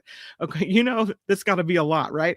According to reports from Axios, Musk donated the funds to a super PAC affiliated with Kentucky Senate candidate Nate Morris, running to replace Senator Mitch McConnell. that's what I was talking about before. Yeah. Morris saying during an interview on Trump Jr.'s podcast that he would finally give this seat back to the people if elected. According to Morris, the race the rich will be people. Right? Yeah. will be a referendum on Mitch McConnell's legacy. Yeah. California's unsheltered homeless population, boy, what a switch from the rich to the very poor. The homeless population said to be declining. Governor Gavin Newsom said it declined by 9% last year. There were about 84,000 people living on the streets in 2025, down from nearly 94,000 in 2024. Prime Minister Mark Carney says Canada strongly opposes President Trump's 10% tariffs on Denmark and other European allies against the U.S. acquiring Greenland. Trump announced the tariffs that would go into effect for Denmark, the UK, the Netherlands, Germany, Norway, Sweden, France, and Finland February 1st. And the levies are expected to increase to 25% come June 1st. Carney called for focused talks to achieve shared objectives of security and prosperity in the Arctic. He was speaking in Davos. Speaking of Davos, Governor Gavin Newsom is at the World Economic Forum in Switzerland as well. During a conversation with reporters today, Newsom said Europeans have been played by President Trump. He is urging Europeans to stand tall, stand firm, and stand united against Trump's actions. He called the president a narcissist trying to remake the world in his image. And Trump is scheduled to speak at the forum tomorrow. Can't argue with that. I mean, sort of right. We had the passing of a major fashion icon that we haven't talked about yet. Valentino has passed away. Valentino Garavani, his full name, and he has passed away at the age of 93, of course, known for his gorgeous dresses, dressing movie stars, and his red carpet looks. Valentino, again, has passed away at the age of 93. And you just woo. Did you ever wrap yourself in a Valentino dress, Kim, for one of your big golden mic nights, something like that? I've not had the pleasure. No. Mine's like, what did I find on sale at Macy's? And that has its own virtues. Yeah. No, it's not going to be. In one of his final acts as governor, Phil Murphy of New Jersey is bringing cursive handwriting back from the dead. He signed a bill yesterday requiring all New Jersey schools to teach it, cursive handwriting, in grades 3 through 5. Wow. So what a thing to do on the way out. I mean, it's fantastic. I don't know. I don't know. I thought cursive handwriting was going away. I thought so too, but I guess he's bringing it back. What the sizzle is saying that 93, which is the age at which Valentino passed away, is a good age to pass away. I tend to lean toward 80, says what the sizzle these days. Ooh, that's young, kind of, I think. I think 80 is young, but let's face it. It's not the age, it's quality of life. It's like whether you're all there, it's whether you're healthy, right? It's not just literally being there, you know. Right. My poor cat, Charlie, I'm with him every day, and it's a brutal evaluation every day. Like, am I keeping him alive for me, or is he still getting some enjoyment? I don't mean to reduce us to a cat's life, but to me, and you know, I feel this way about animals, we are the same. And so he's 18, and I was talking to the doctor. I have the doctor constantly evaluating him, sending videos, pictures, etc. And the doctor said to me, and this is, I mentioned this to you because I think it's instructional in other ways.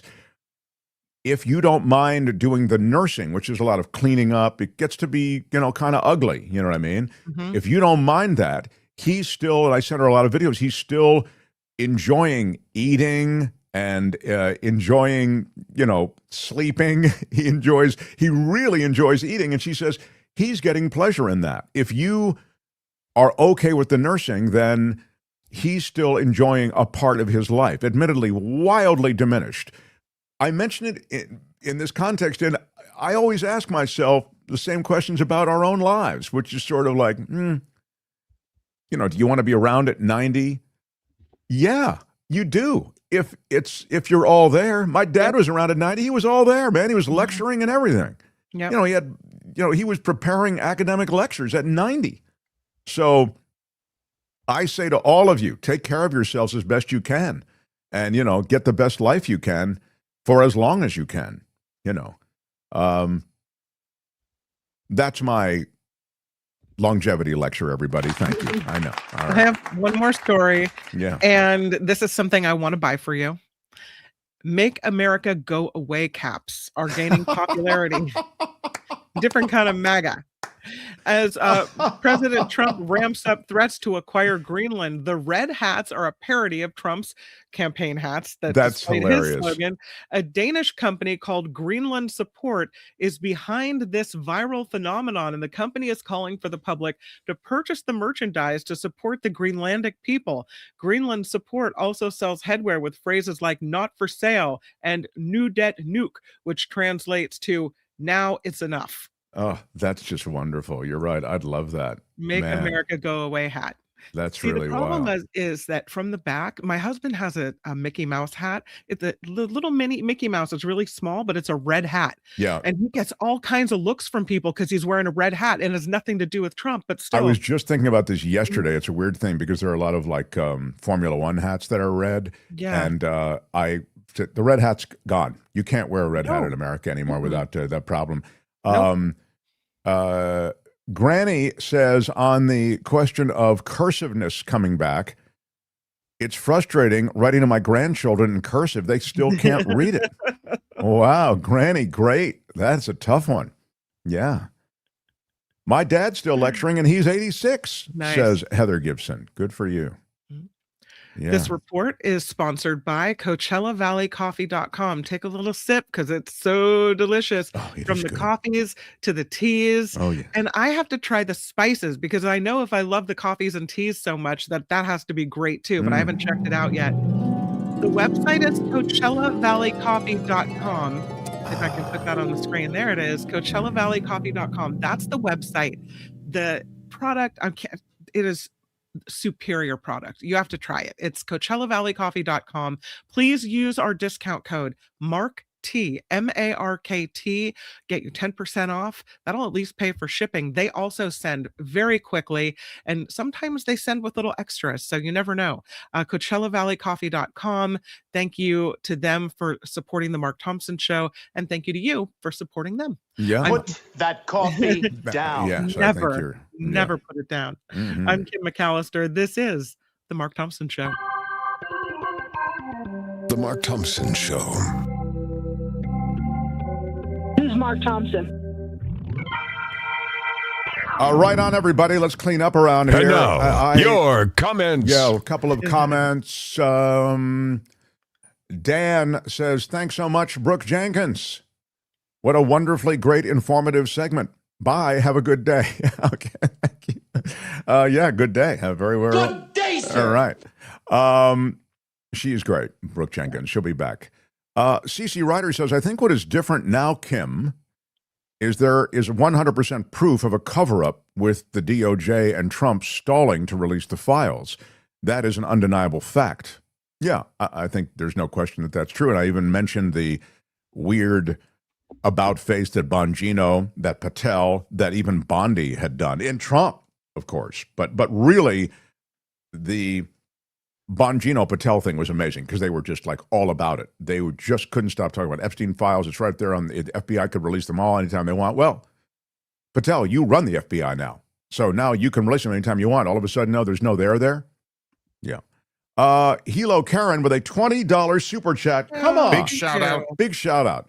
I just realized that, my $10 a month to the Mark Thompson Show is really lame on a per day basis. I'm going to increase it ASAP. Wow. Oh, that's really nice. Thank you, Hilo Karen. Well, I have to say I'm grateful for any support, and Patreon and PayPal is what sustains us. And thank you, all of you who are part of our Patreon and PayPal family. And, we run your names at the end of every show because that's the reality. You make every show happen. But we really do appreciate super stickers and super chats. And so thank you, Hilo Karen. And Big also, shout out. big shout out to Wes in Florida for a $5 super sticker. Yeah. Yay. Speaking of rods, I think we need some equity and mercy, says Richard Delamater. And maybe tomorrow we will get it, Richard. I might, if there's time. As to the fact that if you subscribe to this show and you hit the notification bell, we don't spam you. We don't, hit you with a lot of notifications. Sal the Shoemaker says, what if I like being spammed? Okay. Well, that is a problem. Joe Fish, Sal the Shoemaker, Joe Box, and Little Anthony. Yeah, Sal likes it. I nominate the Mark Thompson Show for the Nobel Peace Prize. Wow. Expect a call from Trump, Mark T. Thank you, Glenn, and I'll prepare a brief acceptance speech. And if I don't receive it, I'll prepare a brief, angry social media post. The USA will no longer exist soon, says JP. Well, thank you very much, JP, for... I don't know what to say to that. You do not know what you are talking about. Well, let's hope that that is true. But JP, maybe you're right. I mean, as I was saying, there are aspects of the U.S. that don't exist right now, right? I'm telling you, the civil liberties that you've grown to expect. Talk to the people in Minnesota who are being dragged out of their homes, out of their cars, I mean, without warrants, without probable cause. Only Americans can save America. We must unite and keep our money in the country. Thank you, JP. Well, there's our plan. Great job today, Kim, says Holly Hinman. Oh, that's right. She said you make Kim, a how are good you? team. I put it up because it said we made a good team. That's nice. Yeah, that really is cool. I love that. I don't like it when Kim gets too many compliments, but all right, I'll let it pass. What? I don't know. I'm just saying. I'm insecure that way. No, she did do a good job. We love you. I thought she did a good job and not a great job. is what I Not would say. superior or All right, excellent. Like maybe what? B minus? Better than a C plus. I'm very encouraged by everything that happened today. What happened on the poll? It's a Mark Thompson Show Flash Poll. Kim, can you update the poll, please? All right. Yeah. All right. Yeah. Okay. Update the poll, please, Kim. I'm working on it. All right. Hold on. Oh, my God. Takes me. Well, I didn't know you were going to call for it right now. Well, we do it at the end of every show. Now you'll know that we need to update the poll. The flash poll, Kim. The flash poll. It's a Mark Thompson No, Show we don't need Flash Poll. I don't need the drop again. I need the results. Okay, Trump's recent behavior signals an authoritarian turn, 30%. A cognitive decline, 27%. Narcissistic meltdown, 31%. So that just beats out authoritarian turn by 1%. And a calculated provocation, just 12%. I kind of agree with that. I think it's a... I might go with narcissistic meltdown. It's tough, right? Authoritarian turn and cognitive decline. There's definitely a dash of that. Anyway, more tomorrow. And tomorrow, the brilliant John Rothman joins as well. So I'm Shadow Stevens for the Mark Thompson Show. Bye-bye. All kidding aside, Tony will be back. And Kim, you really did step up. Nice job. Thanks, everybody, for all your support. Until tomorrow. Bye-bye.